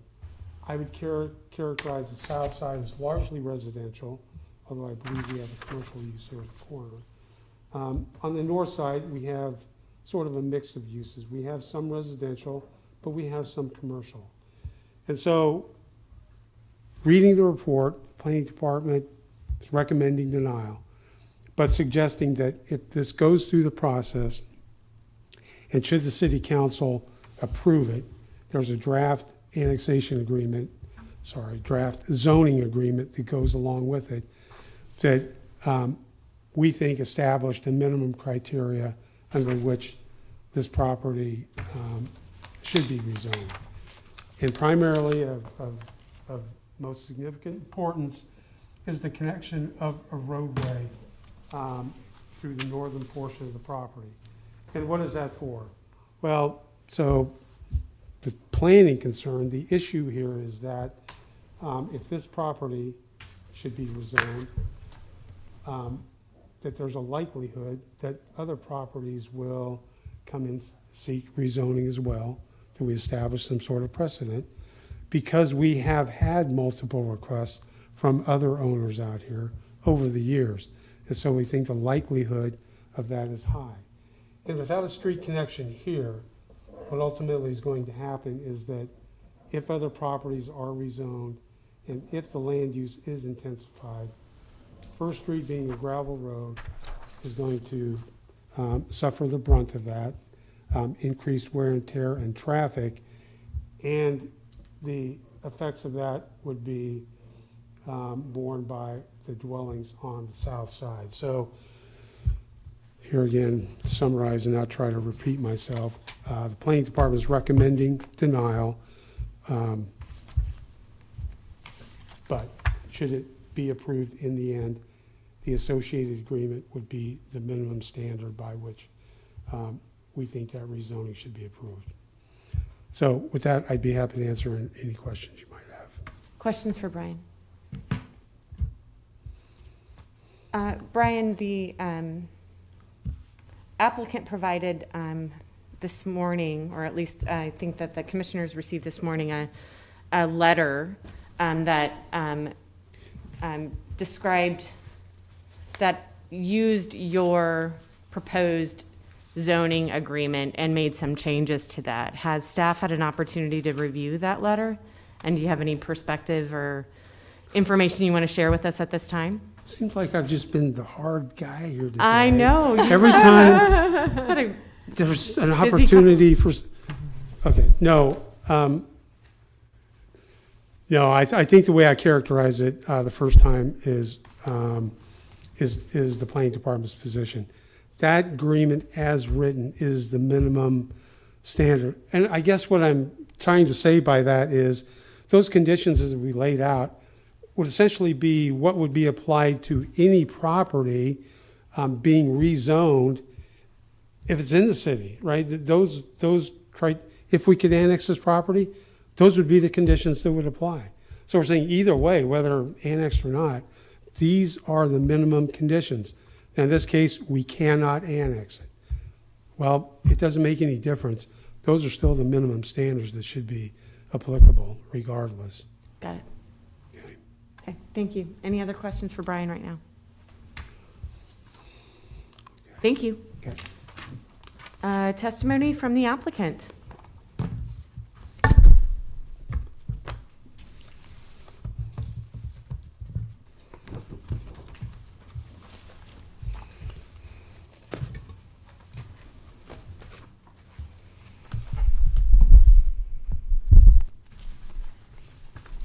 Good afternoon. My name is Ann Post. I'm an attorney with Renbolt Ludke Law Firm.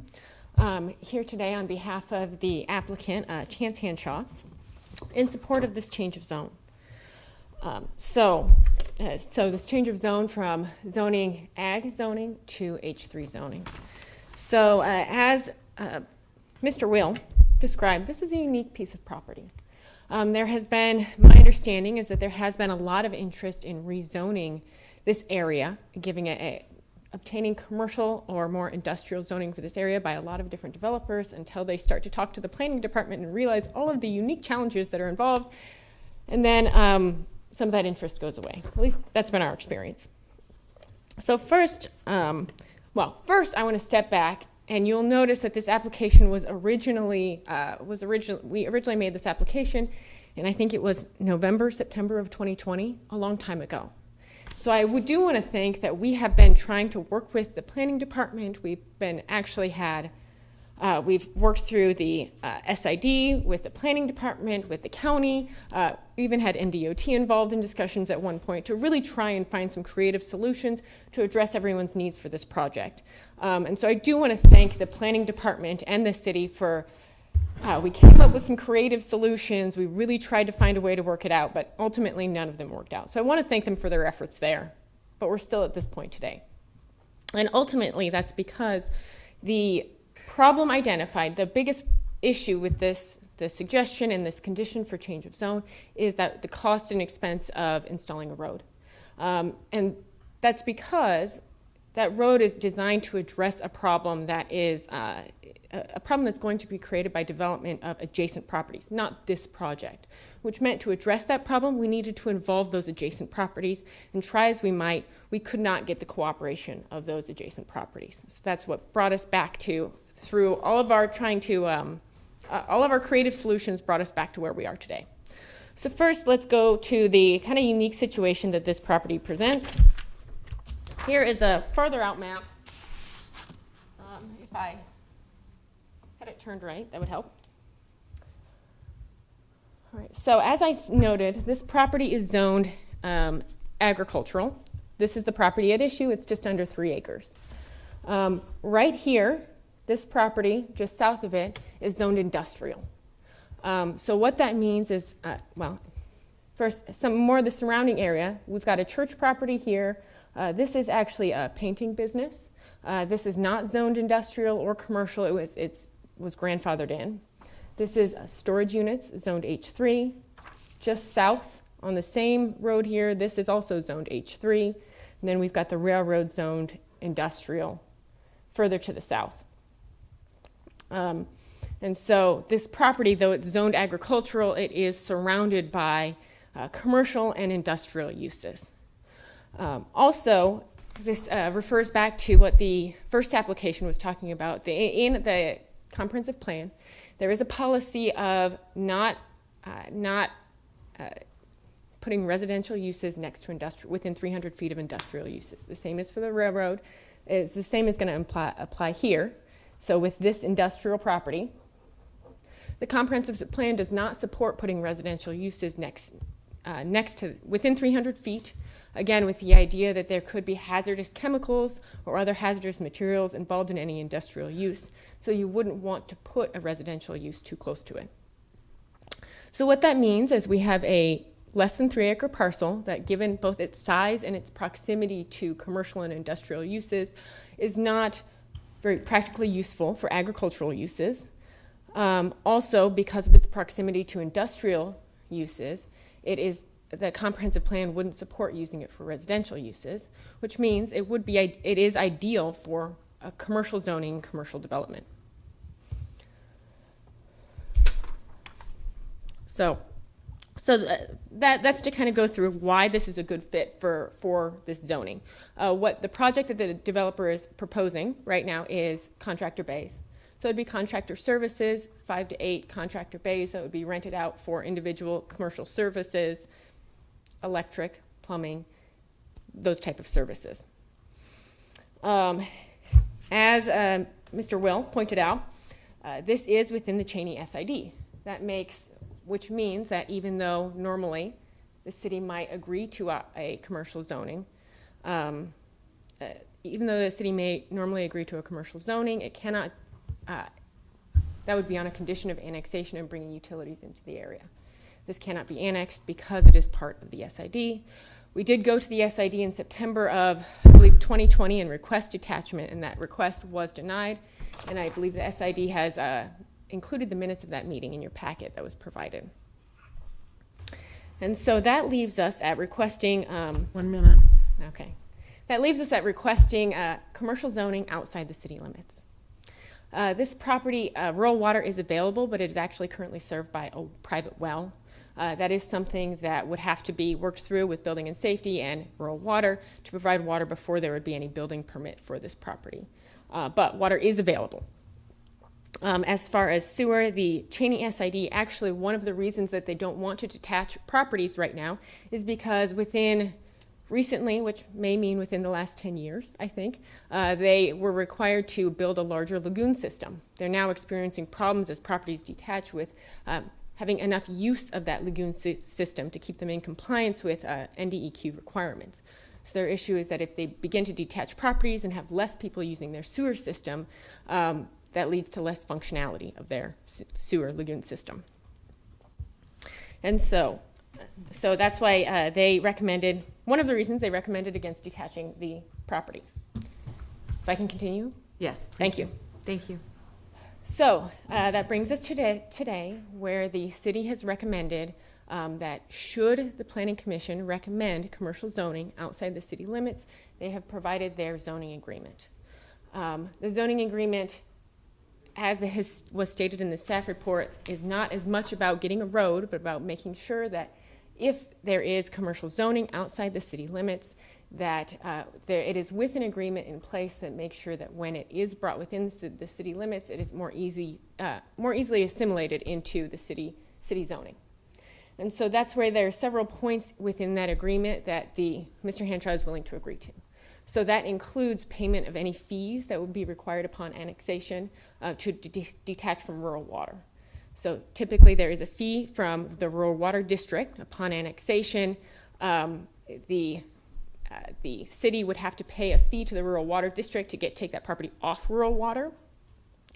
Mr. Henshaw is willing to agree to, should that fee be applicable, because as we've stated right now, it's served by a well system, he would agree to pay that fee. The same thing with any fire protection, willing to agree to that. The biggest point of two points of contention are the extension of sewer upon annexation. Mr. Henshaw is willing to agree to connect to adjacent sewer or adjacent water should it become available in right of way, but not to extend it from the city services, from current city, basically to extend this public sewer line to the Cheney SID. Now, again to our map. It was represented in the staff report that that is a condition that was part of a recent annexation agreement for a property that was detached from the Cheney SID. So that would be this property. As you can see, that property was in the unique situation where it's kind of isolated by itself. It's not as in close proximity to a lot of the other properties served by the Cheney SID services. So this property, and that's where they were actually able to take utilities that were here. I think that's Topher Boulevard down this easement area here, and they're just serving this property. The concern would be that if, for our property, in order to bring those services down, it would be sewer and water that would be serving the larger area. In that case, if it's most likely that that would become a need when the entire Cheney SID is annexed, as was discussed. We can't annex one parcel at a time, at which point it would be most likely that services would be provided through a sewer district or a paving district of that similar, which this property owner, as part of Cheney SID, would be required to participate in at that time. So that would be the first material change from what the city has proposed, is that this property owner would pay the cost to connect when the services are available in the adjacent public right-of-way, not to bring services to the Cheney SID. And next is the road, the connection. And again, the issue that the city has identified is not that this property being zoned commercial is going to create traffic problems on First Street. This property is not adjacent to First Street. Zoning commercial will not take traffic down First Street. This property does not create that problem, and this rezoning project would not create that problem. What would create that problem is when if and when these surrounding properties would rezone commercial and then need their access from First Street. And so that is where this project, the problem created doesn't bear a sufficient nexus to this project to merit requiring that this developer put the road in. Now, what this developer is willing to agree to is to reserve a 60-foot wide area so that should the properties develop commercial at a later time, we won't have a building in the way. That those developers would have to purchase property for a connection, or the city would have to condemn that property for a connection, but there wouldn't be a building in the way so that that would be more possible in the future. And that is because, again, this is a small project, about 2 acres, 8 to 5 commercial bays. Even a road to county standard would cost about $40,000. Now, that was an estimate we got in January 2021. I can't imagine that it's gone down since then. So that would be a significant expense for this project, and something that really we wouldn't be able to provide the financing, get the financing for this small of a project with those kind of costs involved. The cost wouldn't justify the project. And so that is where the developer does have an interest as the area develops, it being a cohesive development. He plans to be in business there for a long time. And so is interested in preserving the ability for a cohesive development, but not in both paying for the road and the property to accommodate that. So with that, that is where we've got the suggested annexation agreement that incorporates those changes. I would be happy to answer any questions you might have. Questions for Ann? And if, best case scenario, if this zoning was approved and he were to build his planned building, would the existing building on there be torn down? The existing, there is a house there. It has been unoccupied for a significant amount of time, and yes, it would be torn down. Dick? And when that other property on that pie shape that you pointed out behind the residential was annexed, what were the stipulations on that property? I believe that annexation agreement is included, was included with the staff report. And so if we look at that, I believe there were turn lanes involved. There was also the extension of utilities to that property.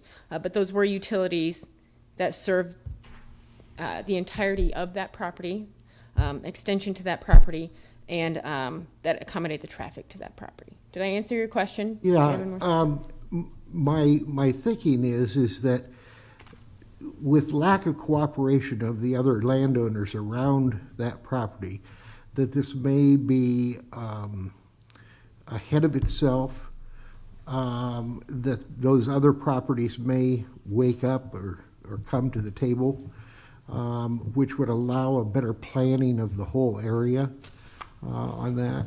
And so, although he'd like to put the bays in for smaller contractors and such, I'm just wondering if he isn't ahead of his time.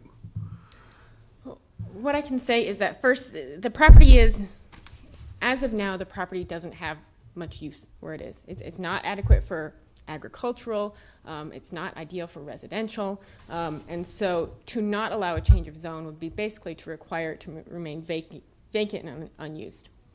I can tell you that we had my client reached out to, and we almost had a deal that worked with the property owner to the north.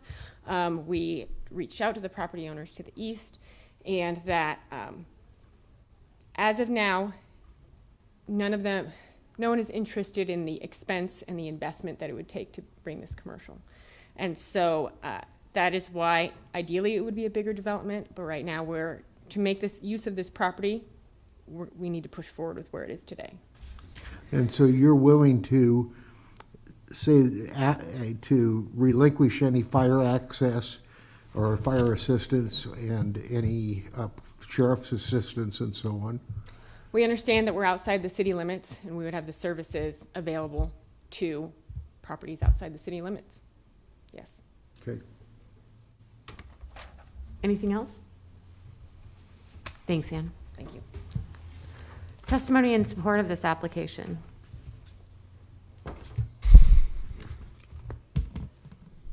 Okay. Is there any new, yep, come on forward, thank you.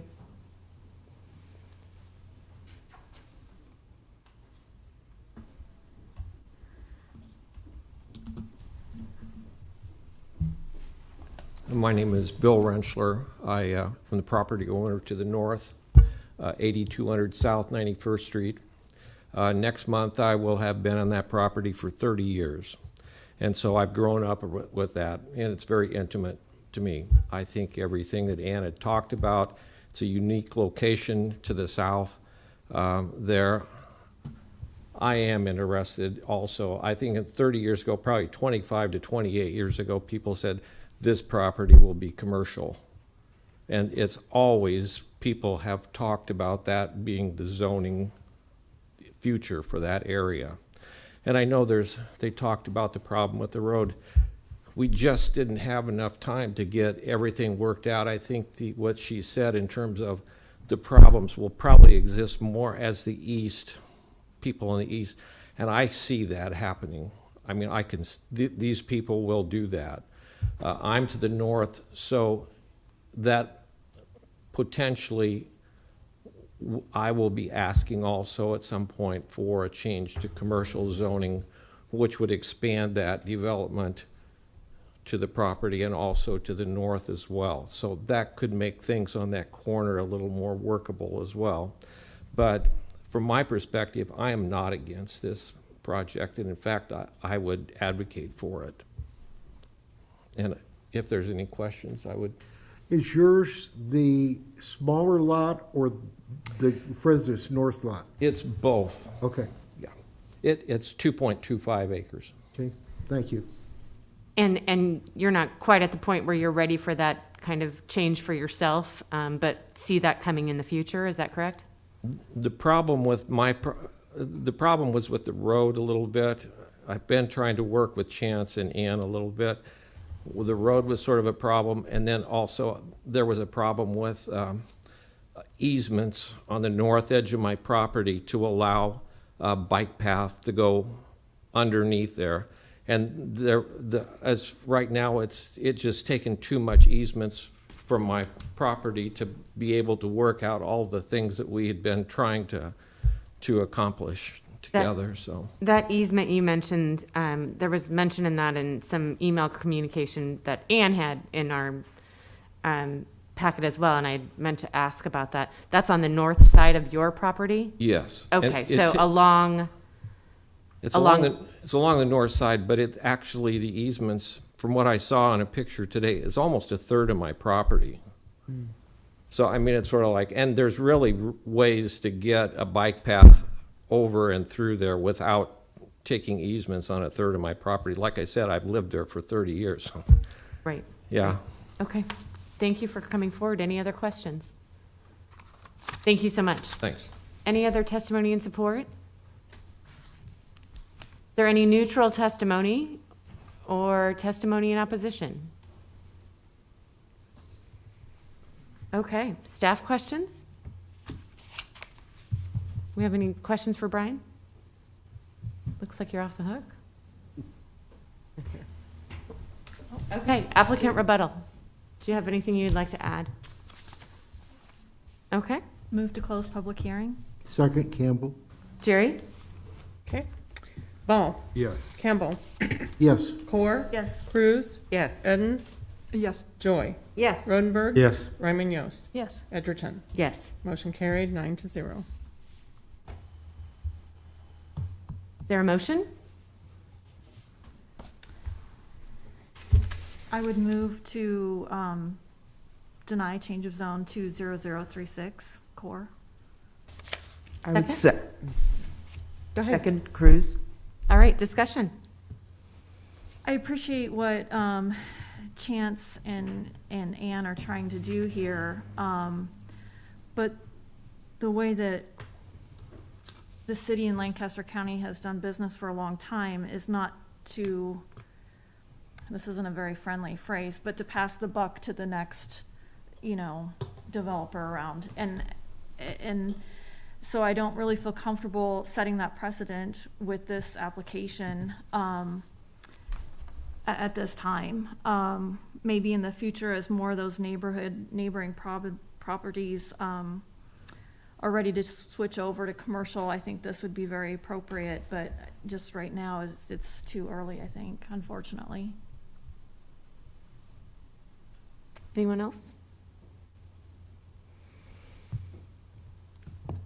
I will, go ahead, Dick. I was just going to say, I had very mixed emotions on this because I can understand his desire to improve the use of the property. But again, I can also see the city's point of not being able to provide services and some of the things that they desired, which also may be ahead of the curve on happening. So at this point, if we do deny an annexation and leave it as it is, it very easily could come back to us as more of the property owners around there get together and put their heads together and work out. I'm not sure that coming off of First Street and having that paved may not be the simplest solution. I agree, Dick. I think there needs to be a critical mass and a discussion of a common vision for what this area needs to look like, wants to look like from all the stakeholders involved. I support Commissioner Campbell's comments about being torn here. This is a landowner that wants to make best use of his land and employ that land in a positive and constructive way, and I absolutely understand that. I appreciate the adjoining landowner coming forward and sharing his perspective as well. I'm hopeful that that type of agreement and communication can continue both with them and as well as other landowners so that they can perhaps get some commonality and group come together that can get some consensus going here. I also felt like that I wasn't necessarily opposed to the changes to the zoning agreement that was presented by the applicant. I thought that they made a lot of sense there, but I'm still not quite ready to say that that's exactly the right way to go about it either. But I do encourage additional conversation with the city as well as with other folks, and hope that there can be a productive resolution shortly. But I will vote. I will support the motion to deny at this point. Jerry? Okay. Ball? Yes. Campbell? Yes. Core? Yes. Cruz? Yes. Edens? Yes. Joy? Yes. Rodenberg? Yes. Ryman Yost? Yes. Edgerton? Yes. Motion carried, 9-0. Okay, moving on to item 4.4, text amendment 21011 to amend Article 2 definitions, Article 4 AG agricultural, Article 5 AGR agricultural residential, Article 6 residential, Article 7 business, Article 13 special permit, and Article 17 additional height and area regulations of the Lancaster County zoning regulations by restructuring Article 13 and reformatting the zoning code. Staff recommendation is for approval. Are there any ex parte communications to be disclosed? No. Tom? Good afternoon, Tom Chaka, planning staff. This text amendment was requested by the Lancaster County Board of Commissioners, and the board had requested that Planning Department review Article 13 Special Permit Chapter to add conditions to those uses that had no conditions listed under them. So after reviewing Article 13, some of the special permits are proposed to be changed to permitted or conditional uses. Some are being removed, and a few other ones are being placed on hold. Start with one. For those being removed, the special permit for health care facilities non-residential is one that will be removed.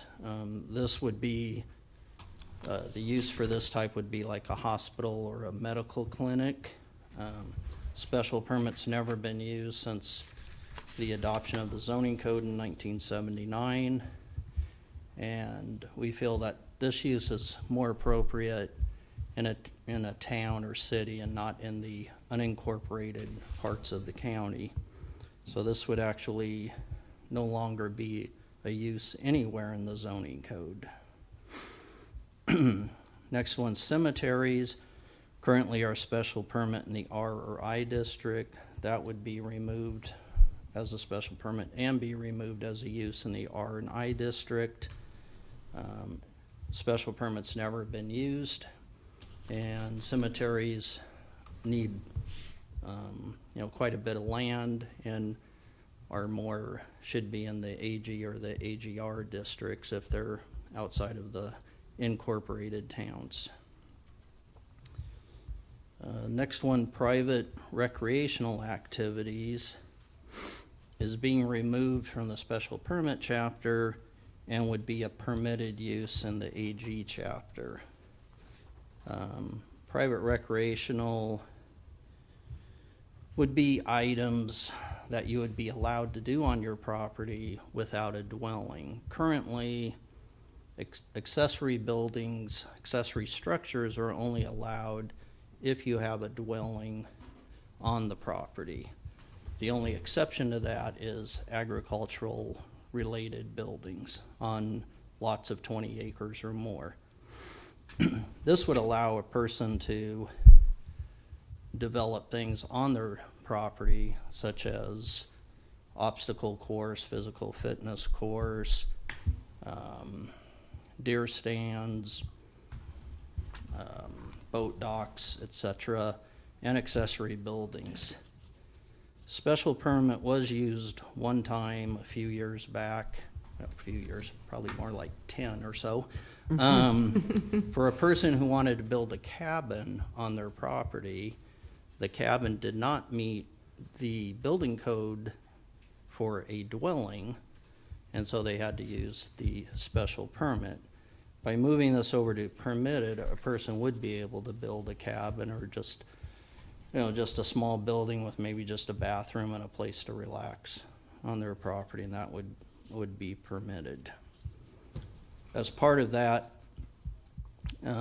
being moved to permitted use, there's also a definition being added for private recreational activities and or private recreational facilities and or activities. Riding stables, private stables is being removed. Those are already permitted uses in AG and AGR. The special permit was in for somebody to, if they did not meet the minimum lot size and the height and area regulations of the AG or AGR district, they could ask for a special permit to waive those requirements. By removing this special permit and only having them as permitted use, that would no longer be allowed. So if you were in an AG district, you would have to have 20 acres to do this. Pet cemeteries is being changed from special permit to a conditional use permit, AG and AGR district. If I remember right, the only condition is that they be on 5 acres. Seems like a pretty non-controversial type use, which we try to just put as conditional uses. Sale barn is being removed as a use from the zoning code. There was one special permit in 1983 for this use. Does not appear to be a need for this use, so that would be removed. Places of religious assembly, steeples, towers, and ornamental spires is being removed from the special permit. Already in the code, you can exceed the height, and basically this special permit was for these items to exceed the height of the district. That's already allowed in 2 other sections of the zoning code. Some of the other special permits where we have added conditions are 13.008, academies, private schools, 13.020, clubs, 13.021, healthcare facilities, residential, 13.023, dwellings for members of religious order, 13.026, recreation facilities, that would be commercial type, and 13.027, veterinary facilities. I'm not going to go through all of the conditions for each one, but in general, conditions would address issues such as required parking, site layout, if it's a school, number of clients, number of staff, number of students, floor area, setback issues, those type of things. There are 7 special permits that are in the zoning code currently that are proposed to be placed on hold until conditions can be developed. These 7 uses require additional input from other departments, and some can be somewhat controversial. These 7 uses are mobile home courts, campgrounds, industrial, facilities for the commercial storage or sale of fertilizer or toxic flammable chemicals, garden centers, non-commercial distillation and storage of fuel and fuel products. Like I said, these would require especially the industrial, we'd want input from the health department on issues like that. This does not prohibit someone from applying for the special permit, but as part of the special permit, they would also have to propose a text amendment to add conditions. In addition to the special permit chapter being changed, we also added a new conditional use in the AG district for a meteorological tower. I knew I wasn't going to say that. There was one a special permit previously approved under the exceeding height regulations. Typically, these are towers that are only up for 3 or 4 years at the most and used to record climate data. One change in the R district was to move mobile home. This would be a mobile home on an individual lot, to move that from special permit to conditional permit. It's already a conditional permit in the AG and the AGR district. I think this was just missed in a previous text amendment. And I think that covers it. Questions? Questions for Tom? Go ahead. Okay, where to start? First, can you give me an example of a club? Like, I was trying to find the definition on here, but you know when they're talking about Think like would it be like maybe like a vets club, okay, something like that. like the VFW or like a Right. I didn't know if like a boy and girl scouts. It's not scouts, something like that. Yeah. Okay. It could possibly be that. Okay. I noticed for the ones where you kind of added some conditions, all of them had parking in there except for veterinary facilities. Was there some reason why is parking not really a concern for veterinary facilities, or?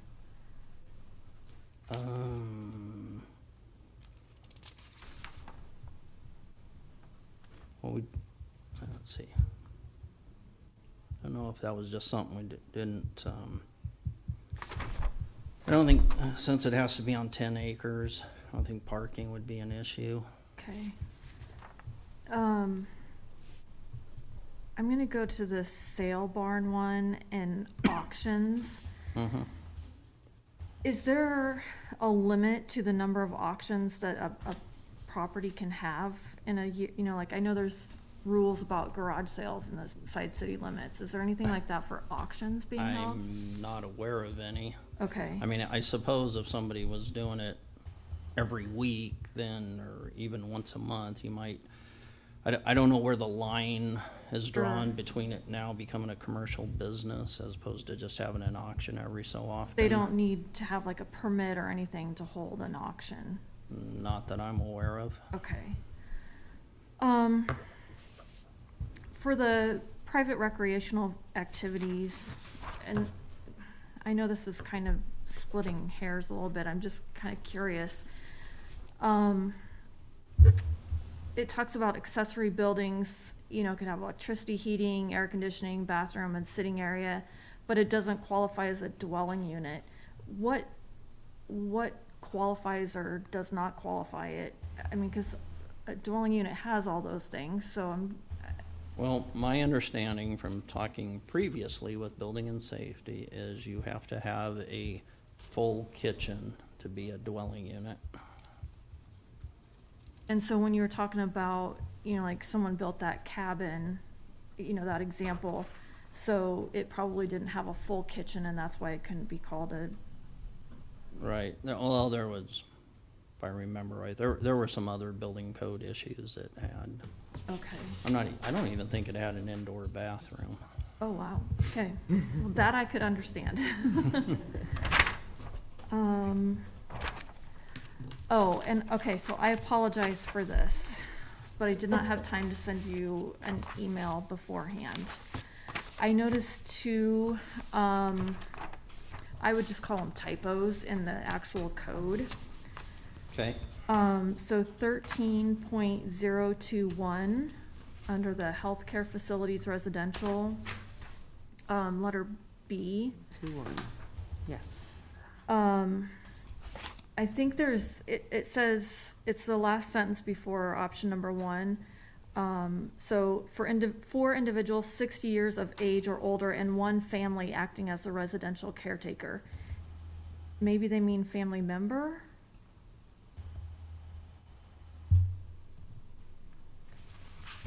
Yeah.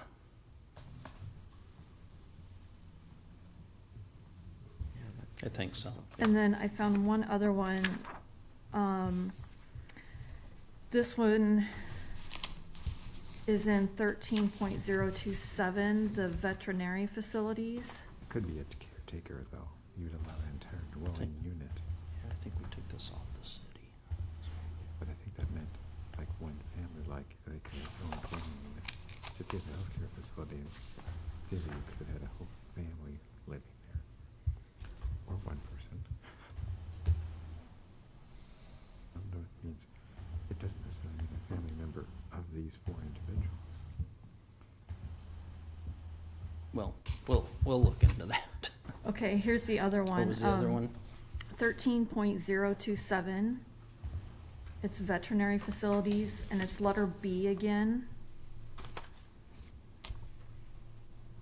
And it says maximum building size shall be allowed be up to 20,000 square feet. Mm-hmm. So I just think it needs to be allowed up to 20,000. I think there's an extra B in there. Shall be allowed. Oh, yeah, I got it. Sorry that I didn't send that before. In the case of the healthcare residents or couldn't it be, though, because a family could live there and be taken care of for residents, so it may not just be a family member. That's what I wasn't sure of, and kind of wanted to make sure that That's the way I had was interpreted it, but, intended. It'd have to be an awfully big residence. right. Yeah, I think it is maybe the option of you could have a family as a caretaker that didn't necessarily have to be, 60 years or older. David Carey with the Planning Department, 505 South 10th Street. Good conversation to have. I think because that wasn't a part of the formal piece that's in front of you for action today, we'll take that under advisement. We'll take a look at it. If it requires an amendment, we'll bring it back. But I think just for clarity, I think we'll hold off on a change I of just that wanted to today. make sure and bring it up Yep. before it got, like rubber stamped and into the code. Correct. So No, it was looked at.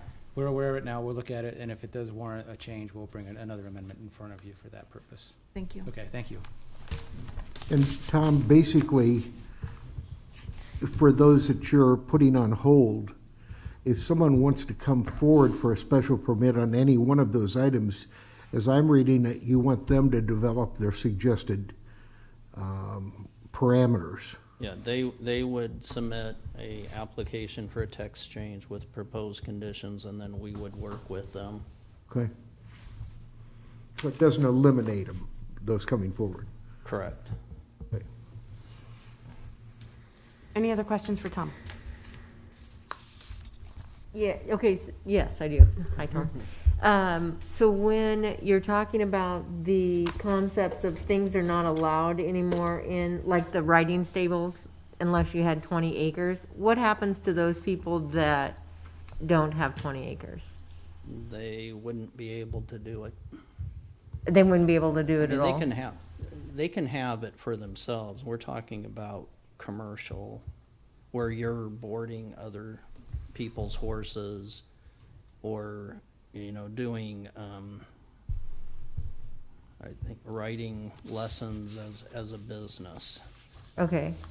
And are you asking the question about current people or future Right, perspective? so if they're current now, they would become non-conforming? Like, say somebody did Yeah, have a they would business be like that. grandfathered in as non-conforming. We've had 2 special permits under that section. One, I think they went away and they never did do it. Mm-hmm, And the other one, I couldn't tell if it was still operating or not. mm-hmm. And I don't have an example, that caught my attention when you said that. And then, the concept, when it modifies, like, for veterinarian clinics, I don't know if there's really big veterinarian clinics, but I mean, there's some that's over by the Fallbrook area.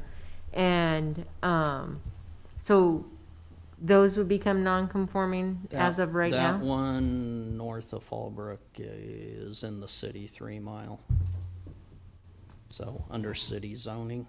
Right, so say there's something like that that's out in the county, again, non-conforming, and then, Oh, are you, okay, you're asking if, since they don't meet the conditions that are now. in there, Right. Yeah, they would still be. Allowed to operate? Continue, yes. okay. It's really about prospective folks who come to our attention. Pardon? It's about prospective applicants who would come Right, to us, need to right. comply. Okay, just making sure on all that, because who knows what's up. I just trying to visualize all of that. I'm gonna piggyback on something she said. I know you talked about having a business with, you know, giving private lessons with stables and stuff. What about if they have, run like a volunteer or support group? Would that still fall underneath that? You know, like they're. Like the medical side of that? Yeah, they're giving riding lessons or, you know, like.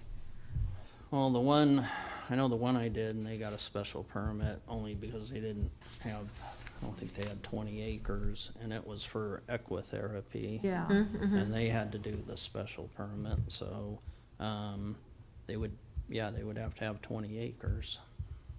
Okay. Just like nonprofits have to follow the same zoning code, so. Yeah. Okay, any other questions? Because, I'm gonna just ask one more, so sorry. So that's just in the ag district? Or is it an AGR with the 20 acres I also? think AGR, the minimum lot size is 3 acres. Right, that's what I was thinking it was just ag related that ties to 20. Right. Is that correct? Yes. Okay. Okay. Okay, thanks, Tom. Okay. Is there testimony in support of the proposed text amendment? Any testimony in support? Any neutral testimony or testimony in opposition? Any other questions for staff? Move to close the public hearing. Second, Ball. Jerry? Okay. Ball? Yes. Campbell? Yes. Hoare? Yes. Cruz? Yes. Edens? Yes. Joy? Yes. Rodenberg? Yes. Ryman Yost? Yes. Edgerton? Yes. Motion carried, 9-0. I'd move to approve text amendment 21011. Second, Rodenberg. Discussion. I think they've made some good changes of cleaning things up, and that's the main purpose of the county board's request, I think. I think this does a good job of providing some consistency, and that's the goal, you know, doing the cleanup and then providing some consistency and also some expectations so applicants know, you know, what is expected of them and how to comply with that before they even get to us, which is nice. I agree. I appreciate the county board brought this forward, and staff had the opportunity to vet and bring forward a good amendment for our consideration. Jerry? Okay, this is for the approval of text amendment 21011.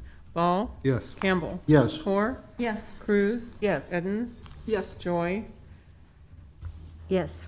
Rodenberg? Yes. Ryman Yost? Yes. Edgerton? Yes. Motion carried, 9-0. Okay, Okay, are we okay to continue going forward, or? Okay. okay. Next item is item 4.5, use permit 15002B to allow for the expansion of an existing use permit to include an additional 9.89 acres and 203 additional dwellings with new requested waivers to setbacks on property generally located at Northwest 12th Street and West Highland Boulevard. Staff recommendation is conditional approval. Are there any ex parte communications to be disclosed? No. Are there any ex parte communications that took place or additional information you learned while visiting the site? I don't think so. Rachel. Rachel Christopher, Planning Department, 555 South 10th Street. This is an application to amend an existing use permit.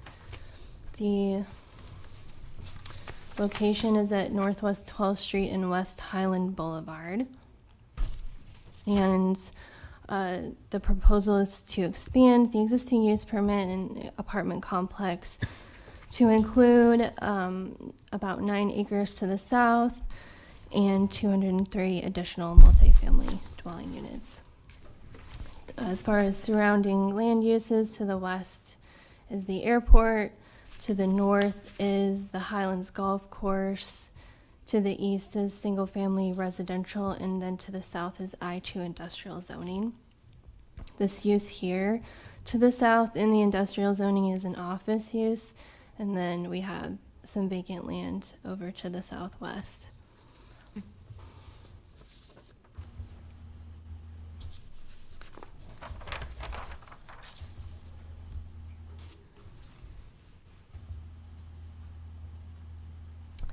This is their proposed site plan. There are several setback waivers requested. One is reducing the front yard from 30 to 20 feet along Northwest 12th Street, and that's for parking and buildings. Also along West Highland Boulevard for parking only. Reducing the rear yard from 40 to 15 feet. That would be along this area here, adjacent to the golf course. And then waiving the additional setback requirement for buildings taller than 35 feet. And these waivers are supported by staff. They are allowing flexibility adjacent to the open space of the golf course, and they also allow the buildings to be pushed a little bit further away from the industrial zoning. So our comp plan supports locating new residential uses at least 300 feet away from industrial zoning. That is not possible in this case. The whole site would be within 300 feet of that I-2 zoning. And in addition, the 03 zoning that is existing permits dwellings by right. That being said, the applicant worked to locate as many of the buildings as far north as possible. It was just the southernmost building on the west end that's highlighted in orange that was of concern to staff. And so there was a condition of approval that would have those units moved further to the north, more in line with the location of this other building, just to get them further away, since they are the closest to the south property line and to the I-2 zoning. And so the applicant was willing to look at redesigning that part of the site to achieve a greater setback. This is a concept plan that they had come up with for that, where you can see that the buildings in that area have been moved north, and the detention that was there moved to the south end to get some additional separation there. And that this layout then would result in, instead of what had been about 72 feet distance at the closest point to the property line, to about 125 feet.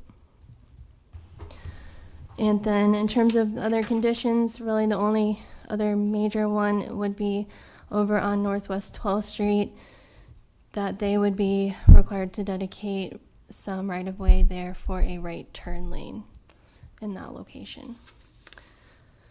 And with that, I'll take any questions you may have. Regarding that right turn lane, Rachel, is that kind of why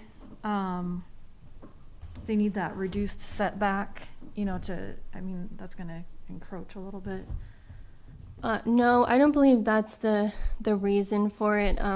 Actually, the right turn lane right away isn't reflected on here, so they would have to adjust their plans for that. My understanding is that they just wanted some extra room there to develop closer to the street, and so a 20-foot setback is pretty standard that we've supported in the past. And so we wouldn't want to go any lower than 20, but Will that was then put appropriate. that building there kind of in line with the other buildings that are already to the north on Northwest 12th? Yes, yeah, I think it would.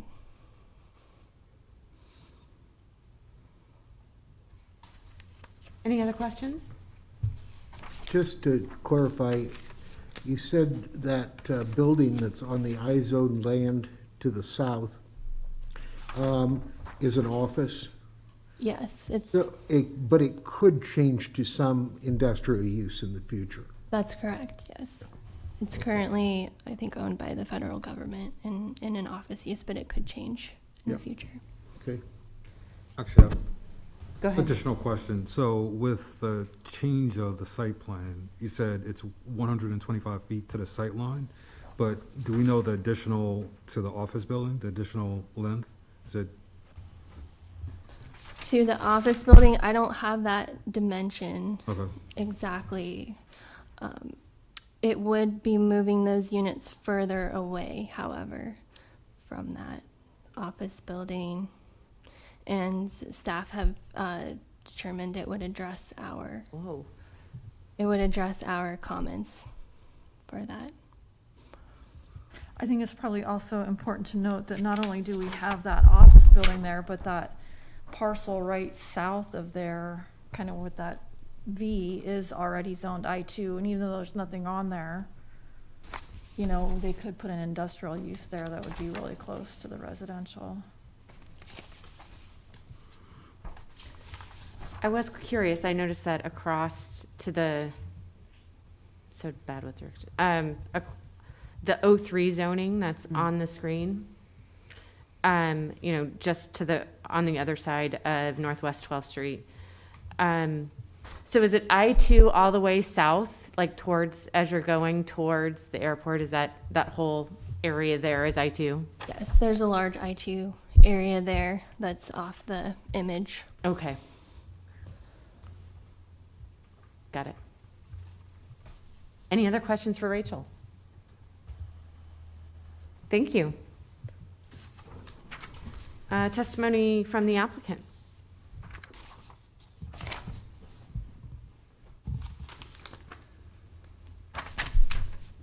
She's gonna make this pretty easy for me, I think. Brad Marshall with Olson, 601P, Suite 200. Here on behalf of Tomasik Novak Investments. Started this project back in 2015 with them, actually, when they purchased the property from the city. Start the first one away on the north end of this use permit. So this is kind of the third phase, if you will, going through here, and found had a project that's been very successful in looking to expand it. The setback, or the waivers that Rachel explained, basically a couple of thoughts behind it. One, the open space of the golf course. Obviously, you're really just trying to maximize the space that we're trying to build the buildings. The I-2 zoning, really the request was put that as far as north as you possibly can. So the reduction of the rear yard setback, for instance, is allowing us to push that as far as north as possible. There's some existing utilities along that north property line that have existing easements for about 20 feet, so that's the extent that we asked for those setbacks to be reduced. Along Northwest 12th Street, the intent wasn't to get the setback, but we had the discussions about having a reduction down to 20, which is more of the typical, and then the request for the right-of-way came in at a later date, but so net zero, I think, at the end of the day, but happy to get that reduction as well. The site plan has been a work in progress. as Rachel had indicated. We have moved those buildings on the west side as much as we possibly can. The original concept that we provided for the layout, there's actually an existing detention here. It does facilitate some of the I-2 property. It drains onto this property and goes into there. So with the infrastructure in place, we were trying to work around it. But at the end of the day, I think we've come up with a plan that we're very happy with.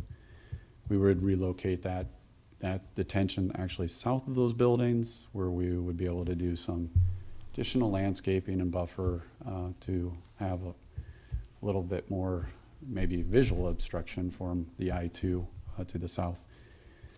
We're working through some of the details. I will mention, like on the very first phase of this project, we worked with the golf course to do some grading.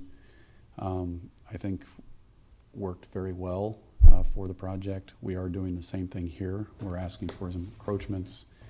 So Parks has been contacting, we're working with them on that. Look forward to completing some of those discussions in the near future, but all indications are they have been very agreeable to, I shouldn't say very agreeable with the concept of doing some grading, maybe some additional landscaping onto the golf course has been what we've proposed at this point. So if you have any questions, I'd be happy to answer anything you may have. I think you're free. Thanks, Brad. Thank you. Okay, is there any testimony in support of this application? Is there any neutral or testimony in opposition?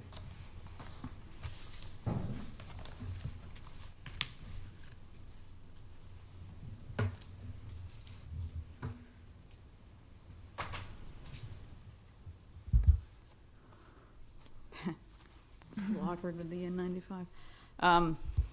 My name is Kelly Stage. I'm one of the homeowners on 4921 Northwest Fairway Drive, across the street from where this development is taking place. And I recognize that Lincoln has a need for new housing developments and infill. However, I worked really hard to own a home, and so I'm going to be the person that says not in my backyard. I'm concerned about the number of apartments that they're planning to build on this complex. It's doubling the size of what exists there in what seems to me like a fairly small area of land, although I realize that in your notes on the approval it says that the density is of an acceptable nature.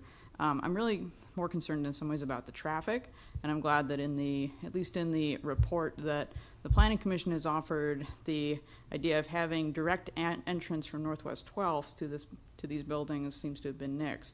I hope that if the Highland Boulevard entrance is the available way, that will not increase the traffic on the arterial road any further than it has already been increased by the apartments that have gone in. I would, think that possibly the Planning Commission or the traffic or whoever gets involved might want to consider changing some of the speed limits on those roads.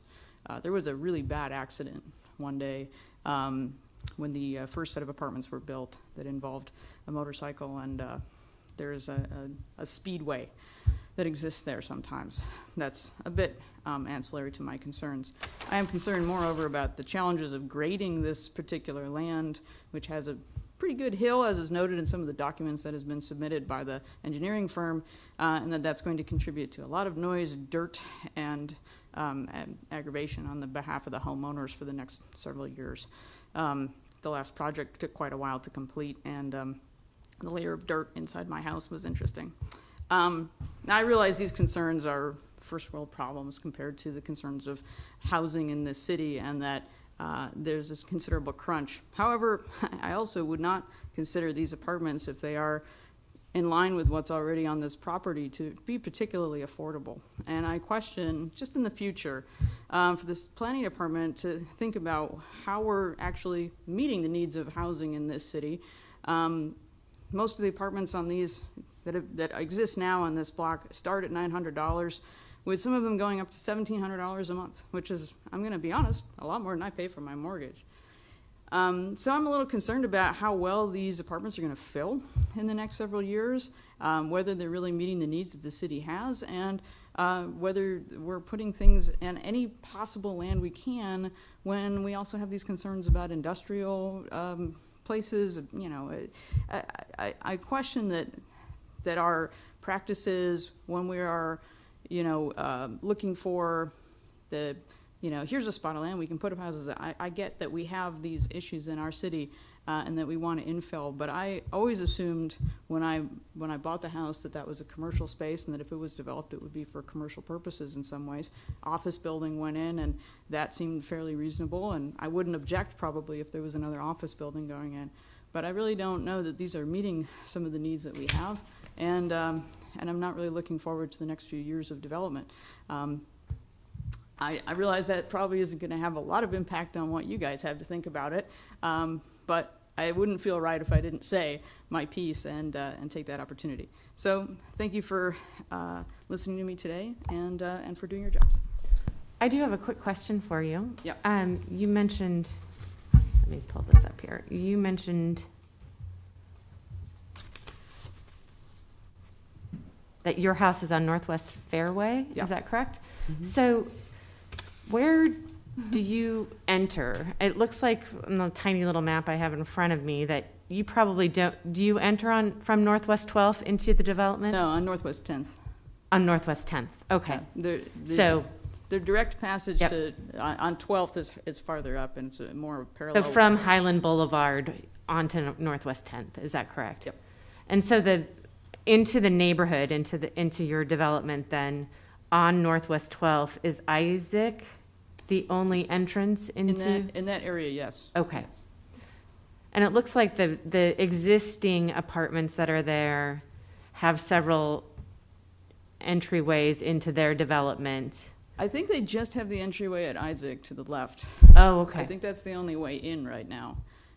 They did not, I don't believe there was another entryway that was built when they added the other apartments. So there's a fair amount of interior traffic there as far as I understand, but Okay, that's helpful. knowledge is limited.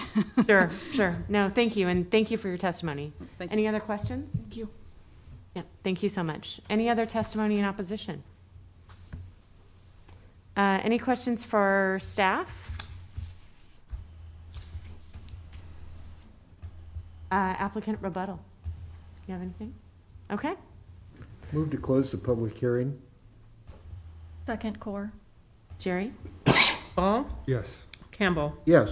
Core? Yes. Cruz? Yes. Edens? Yes. Joy? Yes. Rodenberg? Yes. Ryman Yost? Yes. Edgerton? Yes. Motion Thank carried you. 9-0. I'd move to approve use permit 15002B.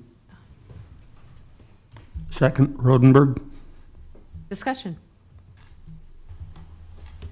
This appears to be a good solution to a piece of property that completes the apartment complex, but it also would be good places to rent for the golf course. Moving the buildings further north as Brad has done, my only question is how many broken windows and golf balls are we going to have? But I think it's a well laid out plan. I appreciate the applicant being willing to move those buildings around. That's huge to gain that increased setback from the industrial area. I understand why that area is zoned industrial to the south, where it's so close to the airport, and it can be tough to put in residential, right next to industrial. So every inch we can get there is good. I also appreciate the neighbor that came up and spoke. I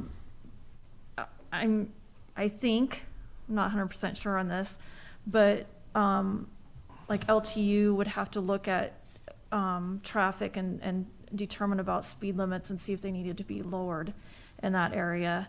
But overall, I think, this is a good continuation of the plan, and while there might be some increased traffic, it will create some livable units. Mm-hmm. I will be supporting this use permit as well, and I am always grateful to hear from folks in the surrounding area and kind of provide a little bit of context and background. Having lived in an area that had developed around it for a long time, I certainly appreciate the challenges with dust and things that come with construction, and that's part of the challenges. I also appreciate her comments with regard to affordability, and that's always something that's front and center with regard to this body as well as our city in general as we're looking forward. And we've had the opportunity to consider some really great projects recently that will continue to ensure that affordable, quality affordable housing continues to be a priority in our community. Jerry? Okay, this is for the conditional approval of use permit 15002B. Ball? Yes. Campbell? Yes. Core? Yes. Cruz? Yes. Edens? Yes. Joy? Yes. Rodenberg? Yes. Ryman Yost? Yes. Edgerton? Yes. Motion carried, 9-0. Okay, item 4.6 is miscellaneous 22001 to review the proposed determination that the Bishop Heights Shopping Center environs redevelopment area be declared blighted and substandard as defined in the Nebraska Community Development Law on property generally located at 27th and Highway 2. Staff recommendation is a finding of substandard and blighted conditions. Are there any ex parte communications to be disclosed on this item? Yes. There were a couple of different Zoom meetings for neighbors in the vicinity of this project, and I attended both of them. Thank you. Are there any ex parte communications that took place or additional information that you learned while visiting the site? Dan? Good afternoon, getting close to good evening. Dan Marvin, Urban Development, 555 South 10th Street. You are to be commended with your time and the issues that you are working with. I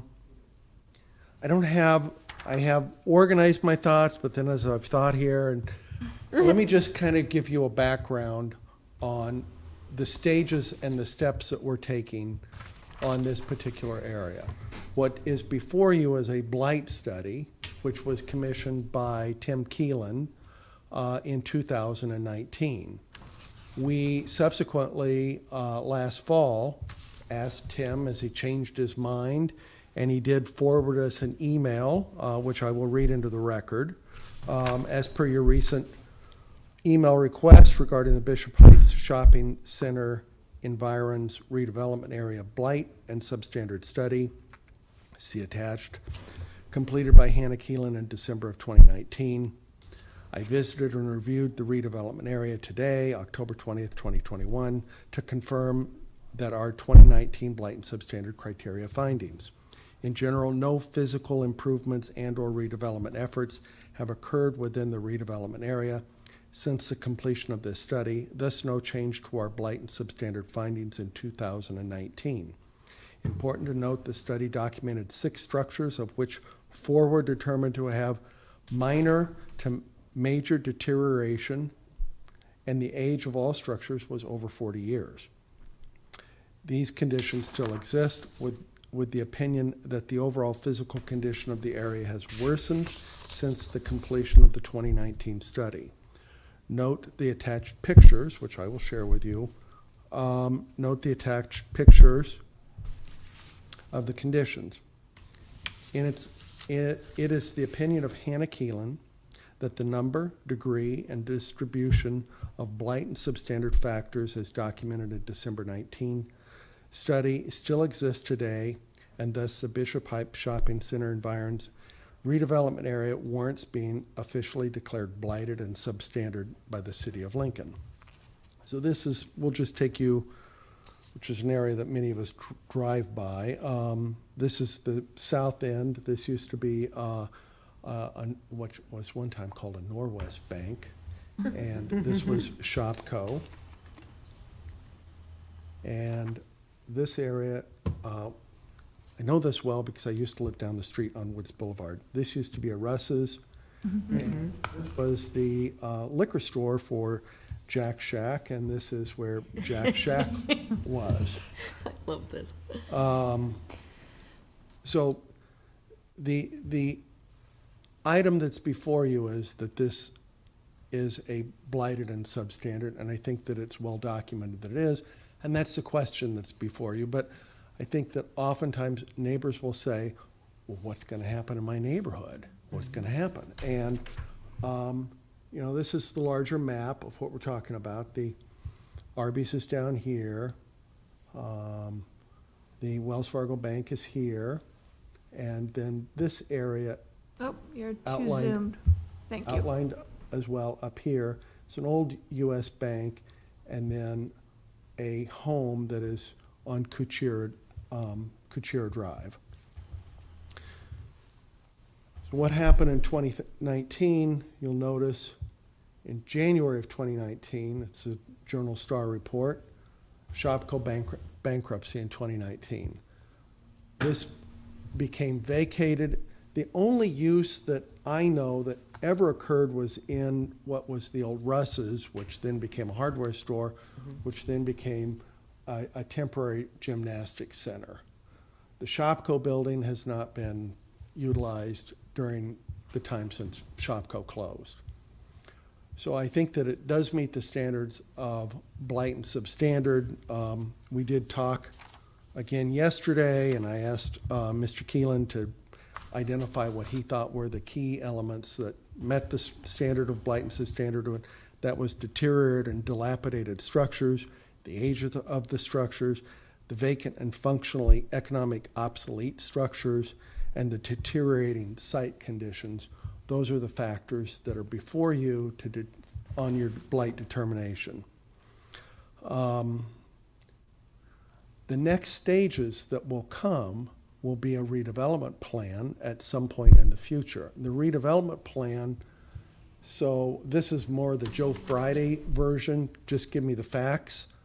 The redevelopment plan is to speak to the future redevelopment of that area, and that will come before you. And what I will represent to you today is that it will include in it elements that discuss both the concerns that would be in the neighborhood and concerns that are represented in the comprehensive plan. And you'll see that in the staff report. It needs to speak to the issue of infill redevelopment approach. The plan forward identifies the potential for 12,000 new dwelling units to be located within the existing built-out portion of the city, roughly 25% of the projected 48,000 new dwelling units. So we have a goal within our community of creating 1 out of every 4 new dwelling units within what I consider the existing footprint of the city. This plan, redevelopment plan, when it comes forward, will address that issue and will demonstrate that it is achieving that goal. Mixed-use redevelopment nodes and corridors. There's a lot of discussion about nodes and corridors, and I think you're very well aware of the concerns that neighbors are going to have by increased amount of density creating increased amount of traffic. When this was a Shopko, it would have had certain traffic and trip counts associated with it. We don't really think that as a full functioning, if we can dial it back 10 years, a full functioning retail site, that the trip counts are going to be dramatically different. But we also want to represent the fact that this is on a node in a corridor. It's very near Highway 2. It's near 27th Street, and the ingress and egress will not be impacting neighbors going past their door. And the other thing that we have within the comp plan was we speak to complete neighborhoods. We would represent, or what we would want to bring back as a redevelopment plan, is a plan that addresses needs of neighborhoods. I mean, when I lived just down the street, we could walk up and we could get groceries, and we could dine out at the Valentino's that was there, and there were other services that were available to that neighborhood. The service industry and the retail environment has changed from the time that I lived up the street. So what services can be provided to the neighborhood may more likely be restaurant services, and we think there's unique opportunities to be able to use the bicycle trail and attach off of that so that we're not necessarily encouraging only auto traffic to this location, but pedestrian and bicycle traffic to the location as well. I think that's makes this area quite unique, and you can see in the rendering here, this would be the bicycle trail. I think there's some improvements that can be made on the back side of that building for not only people that would go onto the site, but improve the look and the character of that bicycle trail as well. I'm going to stop there, and I'll answer any questions that you have. Questions for Dan? Yeah, my question is about the inclusion of the house on Kuchera Drive, just trying to understand. The thinking behind that? Yeah, and that it looks like it just sold in 2020 after the original study would have been, you said it was done in 2019, but not approved. So I just didn't know why that particular property was included. So I think what you can see, nope, get away from it. But I think what you can see is this is the lot line for Just the a second, house. Dan. Hold on, it It's didn't not come back showing. on yet. Okay.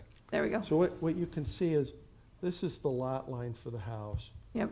And I think what I have seen in the original draft proposals for what would go on this parcel would be to try to figure out how you can get a layout onto this property that addresses their parking needs and a building layout, and that the point of this particular lot is problematic for that. So they've acquired the additional parcel, and obviously we've had this with Tabitha when we went through with the Tabitha redevelopment.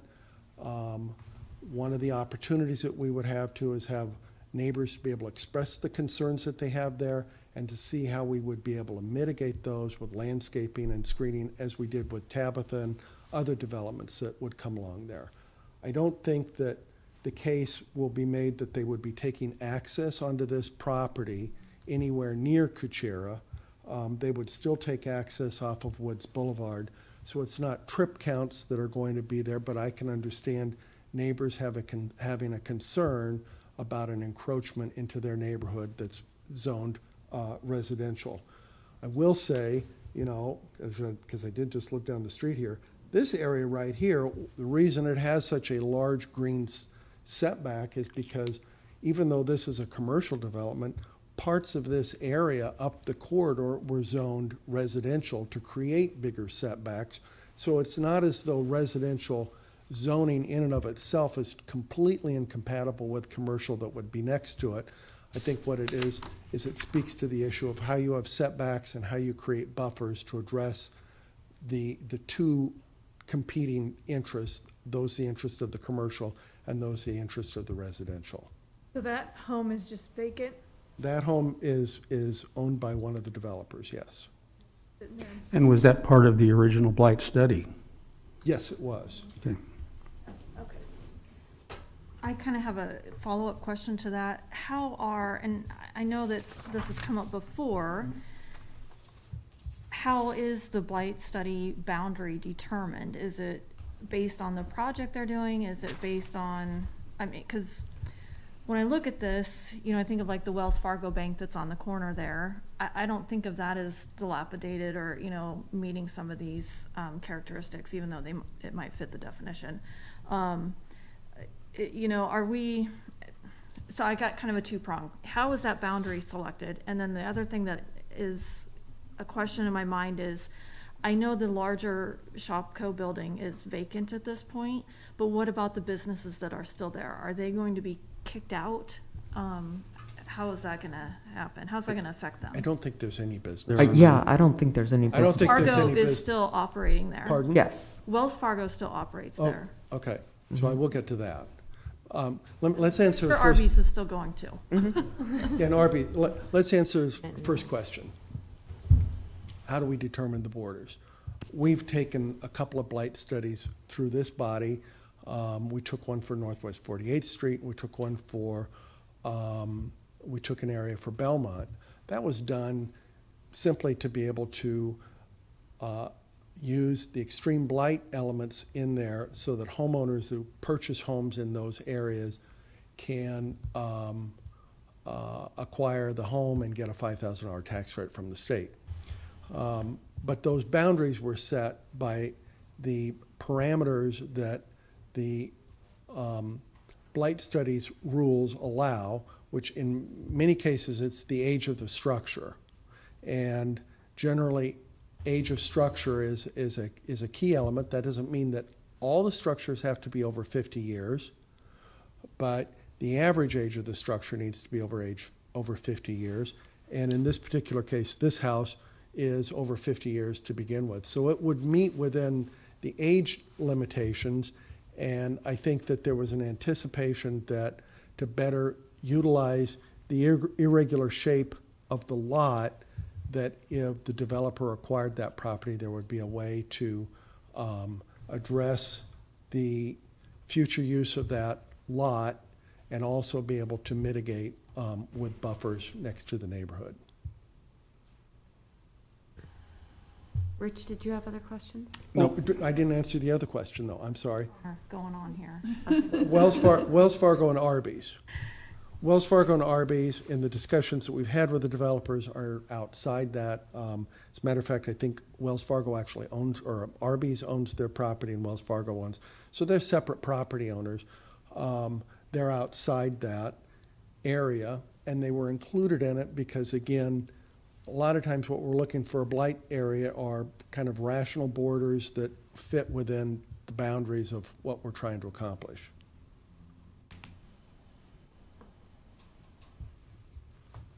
Thanks, Dan. Other questions? I guess my questions are more along the lines of access and egress. And it's kind of interesting because I live near this area, so I buy it all the time. And so you have neighbors right across the street there on 27th. And for those of you who don't know, it's hard to navigate north-south. And so what kind of, how will those setbacks and how will those issues of egress and access impact those neighbors right across 27th Street? And you also, I mean, just north of that, you have Bishop Heights, the actual little cul-de-sac that goes Bishop back Square. and in. And again, there's, it's a bottleneck because there's only one way in and out of that neighborhood. And again, 27th Street being narrow, I don't know about you guys, but I've been stuck at that light for eternity more than once. Which light? That 27th and Highway 2 intersection. And of course, that's where it narrows from being wider 4-lane to now the very, very narrow 2-lane. And frankly, a lot of people use that Arby's access lane to cut into the parking lot and then cut back over. So I'm just wondering, how are we going to affect those neighbors across 27th, who the only way they can access their homes really is if they're going south on 27th. Otherwise, they've got a loop-de-loop to get to where they're going. So I did see one of the letters that did come to you all talking about a light at Kuchera or a light at one of the other streets. I think that from my, I don't work for LTU, but I think that that would be a distance of proximity that is too close to the Woods Boulevard light. And so I think that there would not likely to be the case that that would be an appropriate place where a light would happen. I would say, well, I'm not going to say help is on the way, but what I would say is that there is a chance for some relief, and the relief would be because the south bypass will change the amount of truck traffic time or trucks that we see on Highway 2. how does that impact everything? I think what you were talking about was northbound up 27th Street, so you're going northbound on 27th Street and you've got a narrow corridor to go up to. I think that removing trucks off of Highway 2 would also give an opportunity to reevaluate the amount of green and red time for both 27th Street and Highway 2, that the trip count might allow for a longer green ball for northbound traffic, which would then clean up that issue. But in the meantime, I have used that Arby's turn lane myself. I will say, quite honestly, people are quite civil about that, and they're very understanding about how that works, and it allows, a higher throughput through that intersection. I don't think that this particular development, one way or the other, contributes or necessarily alleviates that, but I will recognize that there are some issues that happen at that intersection.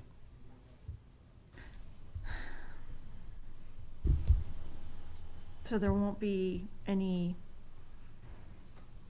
potential widening or anything, like up to Woods Boulevard? Yeah, that's what I was wondering. I mean, you've got a plethora of parking space right now, and does it mean that you can play around with the setbacks a little bit and create a little more width so that you don't have that, basically that plug right there between Highway 2 and Woods Boulevard?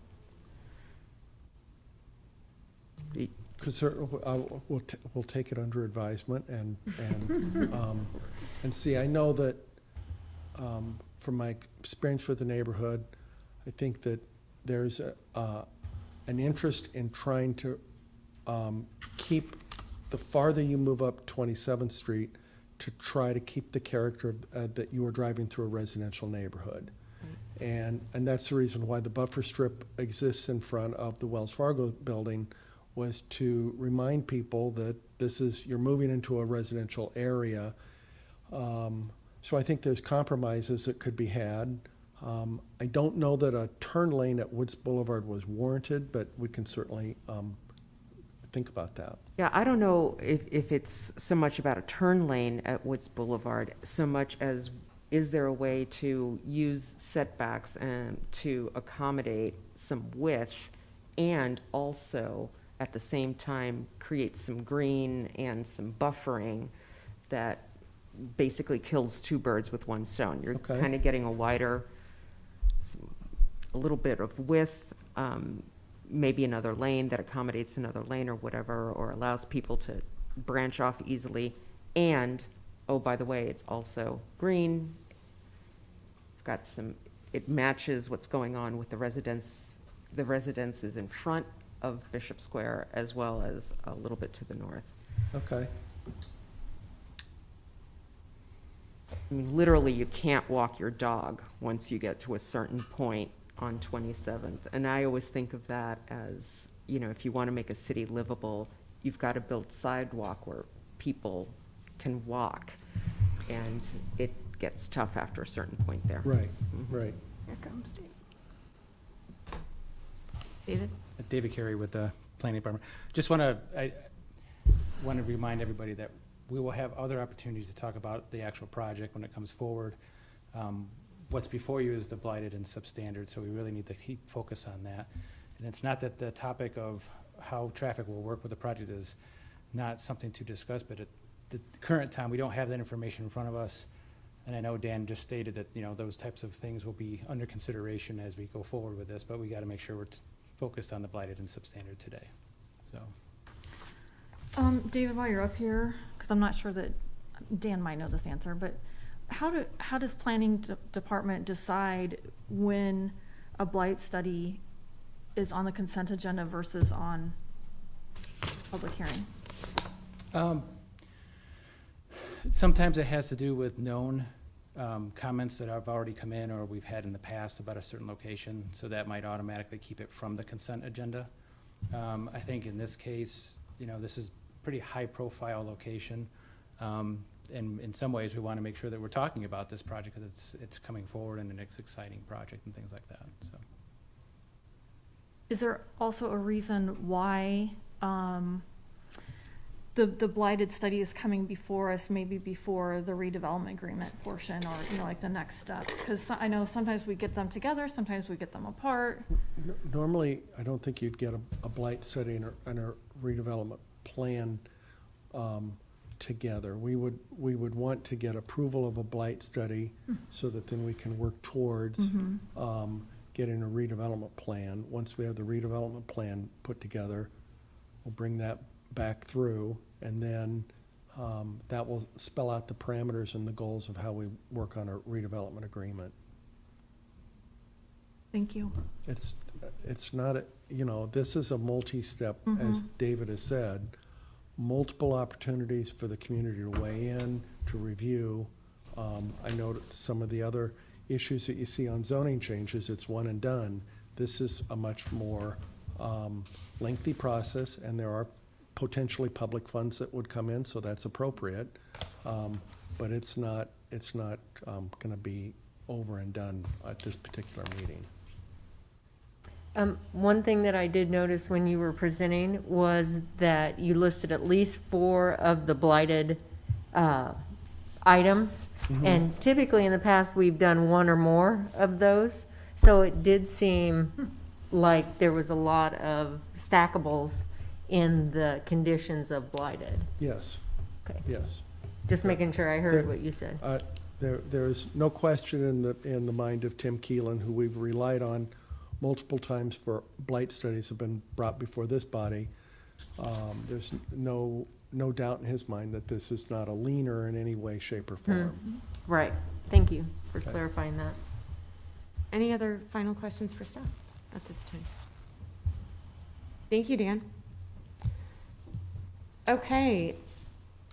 Testimony in support of this application.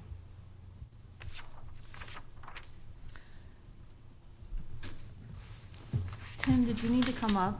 Okay.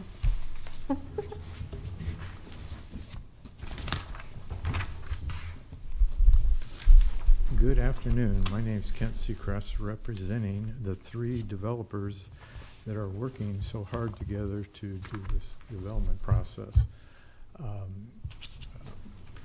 This is a blight and substandard hearing, but you're curious about the next steps, and that's logical. And we have shared a lot of information with the neighborhood, and it seems like if I share it with the neighborhood, I should probably share it with you, because that's part of the public educational process along the way.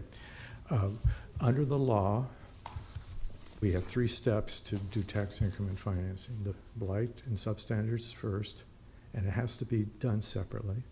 The second is the redevelopment plan. That has to be done separately. And then we can do a redevelopment agreement. So those hearings cannot be put together. It's supposed to be under the statute in this sequence, so that's it. A lot of what you're asking about is the stuff that you're going to see in the PUD or the rezoning and the redevelopment plan. And so you will get to see it, but I feel I should maybe give you a little bit of clues so that you can rest assured that this is being done in a very professional, logical way and approach. I'm going to go backwards with some of the questions. Why not widen Boulevard or widen to Woods Boulevard? Good question. As you know, it's 2 lanes up to what you call the Arby's entrance. That's not the Arby's entrance. That's the shopping center's south entrance. So we do have, when you're northbound, 2 access lanes that will help you get into the center. And we will be rebuilding that. It's a 3/4 movement, which means right in, right out, left in, but not left out. So people cheat, and they do the left out. And we know we can reconstruct it better to make it safer so people do not do the backward movement that they're not supposed to do. On traffic counts, we're about 95% done with our traffic study that we will be sharing with the neighbors and others. And it already shows that when the center was active, in its active phase, we are doing more density, but the traffic count does not go up during the rush hour. So that should calm a lot of the fears. It does for me, for the area along the way. And Dan did a great job. It's going to get even better. The South Beltway will be here next year. When we do our rehab, we'll probably time hopefully our developments together. And if you travel Highway 2, you know the number of trucks. And the bulk of those trucks will be leaving. And Dan's right, it will allow more green time in the future for the 27th Street movement. And by more green time, that will stop blocking Bishop Square and Couture Drive and those other important neighborhood streets that we want to be good neighbors to.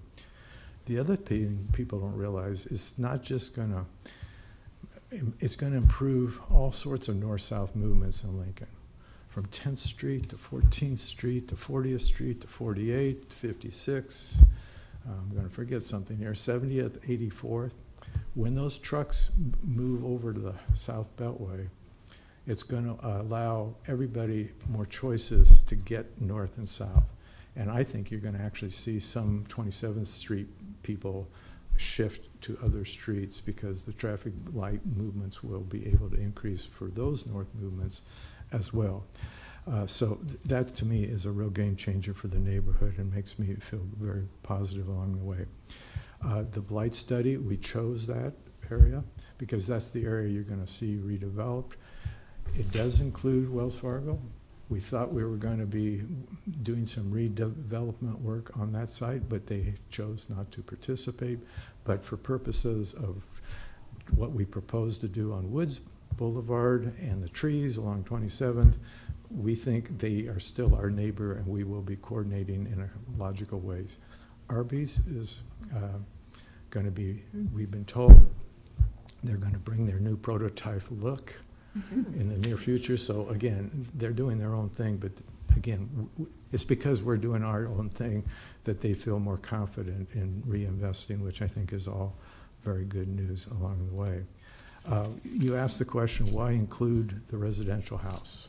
Very important question. And let me just try to answer that. I might take a while because it's not a simple answer. First of all, the redeveloper owns the house, and normally you have the choice, if you want to knock something down, you have the right to ask for rezoning. It doesn't mean you get it, but so these are rights we're exercising as the owner of the property. But Dan mentioned it very well, and I don't know if it's going to show up very well because my scale is very small. I don't know if we're going to even see it here. 1, 2, 3. Anyway, Dan showed that it squares off the lot. And that's probably the most important reason, and I'll show you some previews of what you're going to see in more detail.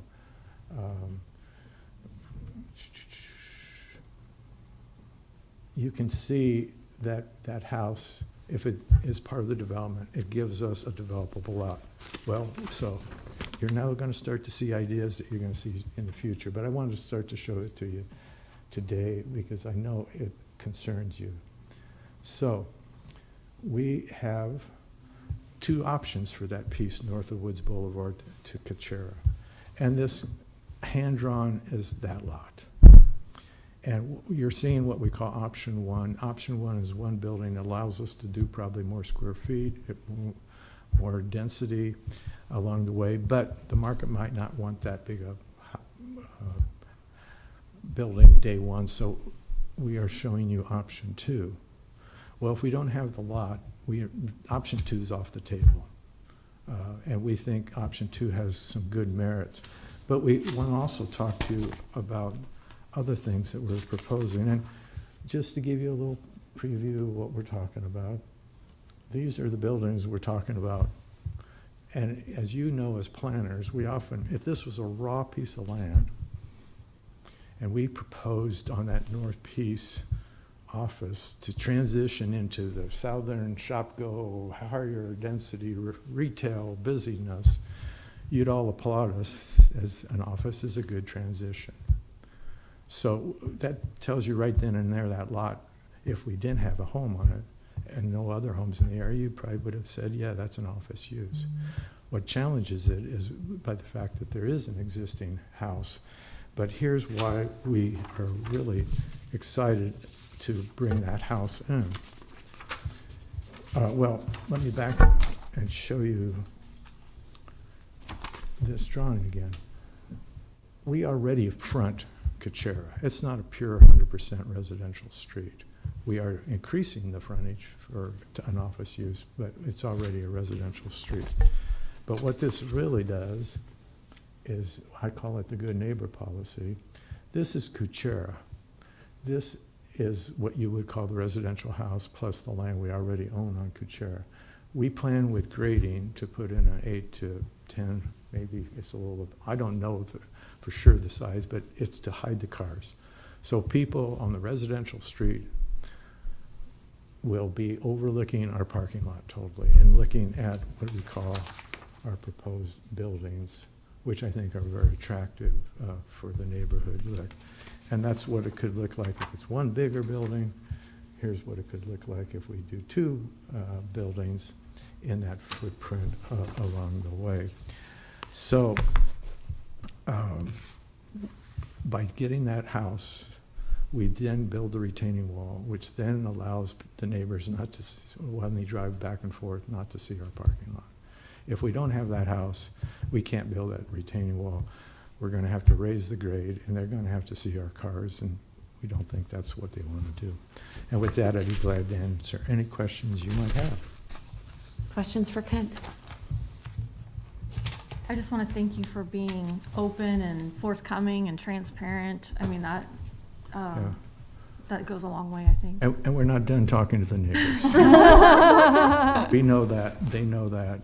It's a very important neighborhood. And I think we are going to put uses in that they will, you know, first of all, they've already given us several good ideas for tenants. And if you have any good ideas, please let me know. With that, any other questions? Kent, has anybody corrected you on the pronunciation of Kuchera yet? No, please do so. Well, on my radio show, I mentioned Kuchera, and I got a caller right away. It's Kuchera, because that's the way the bishop that it's named after pronounced his name. Say that one more time, because that's not Kuchera. Kuchera. Nobody calls it that, but somebody's going to. Has been Kuchera to me. That back. Anything else? We've all been educated. Thank you so much, Well, Kent. thank you. Testimony, that was the applicant, so testimony and support. Any neutral or testimony in opposition? Additional staff questions? I move we close the public hearing. Second ball. Julie? Oh, go ahead. Jerry? Okay. Ball? Yes. Campbell? Yes. Hoare? Yes. Cruz? Yes. Edens? Yes. Joy? Yes. Rodenberg? Yes. Ryman Yost? Yes. Edgerton? Yes. Motion carried, 9-0. I would move that we approve miscellaneous 22001, finding a substandard and blighted condition. Second, Rodenberg. Discussion? It's very obvious that this whole area needs to be reworked, and I think we've only got some good developers involved in this, but there's some good joint planning between Dan's office and Kent and the developers, so I'll be highly supporting this. I will as well. Actually, I found it really inspiring that we can have a phoenix coming from the ashes. The ashes of Shopco, but it has made a real dent in the area to not have those anchors and not have those buildings and those businesses taking up that space. And on the other hand, by the definition of blighted, I think it is blighted. And I'm just excited to see what's going to come up in its place. I think anyone that regularly, or not even regularly, happens to drive by this area would agree that it's probably blighted, and has been that way for a little while now, unfortunately. So it is exciting to see some new fresh air come into this and the possibilities. Yep. Certainly meets the statutory definition of blighted and substandard, which is what's in front of us today. We're all very excited to see the next steps as well. Jerry? Okay. Ball? Yes. Campbell. Yes. Core. Yes. Cruz. Yes. Edens. Yes. Joy. Yes. Rodenberg. Yes. Ryman Yost. Yes. Edgerton. Yes. Motion carried, 9-0. At this time, anyone wishing to speak on an item not on the agenda may do so. If not, I will take a motion for adjournment. So moved. Second, Joy. Jerry? Ball. Yes. Campbell. Yes. Core. Yes. Cruz. Yes. Edens. Yes. Joy. Yes. Rodenberg. Ryman Yost. Yes. Edgerton. Yes. Motion carried, 9-0. Thanks, everyone. We are adjourned. Okay.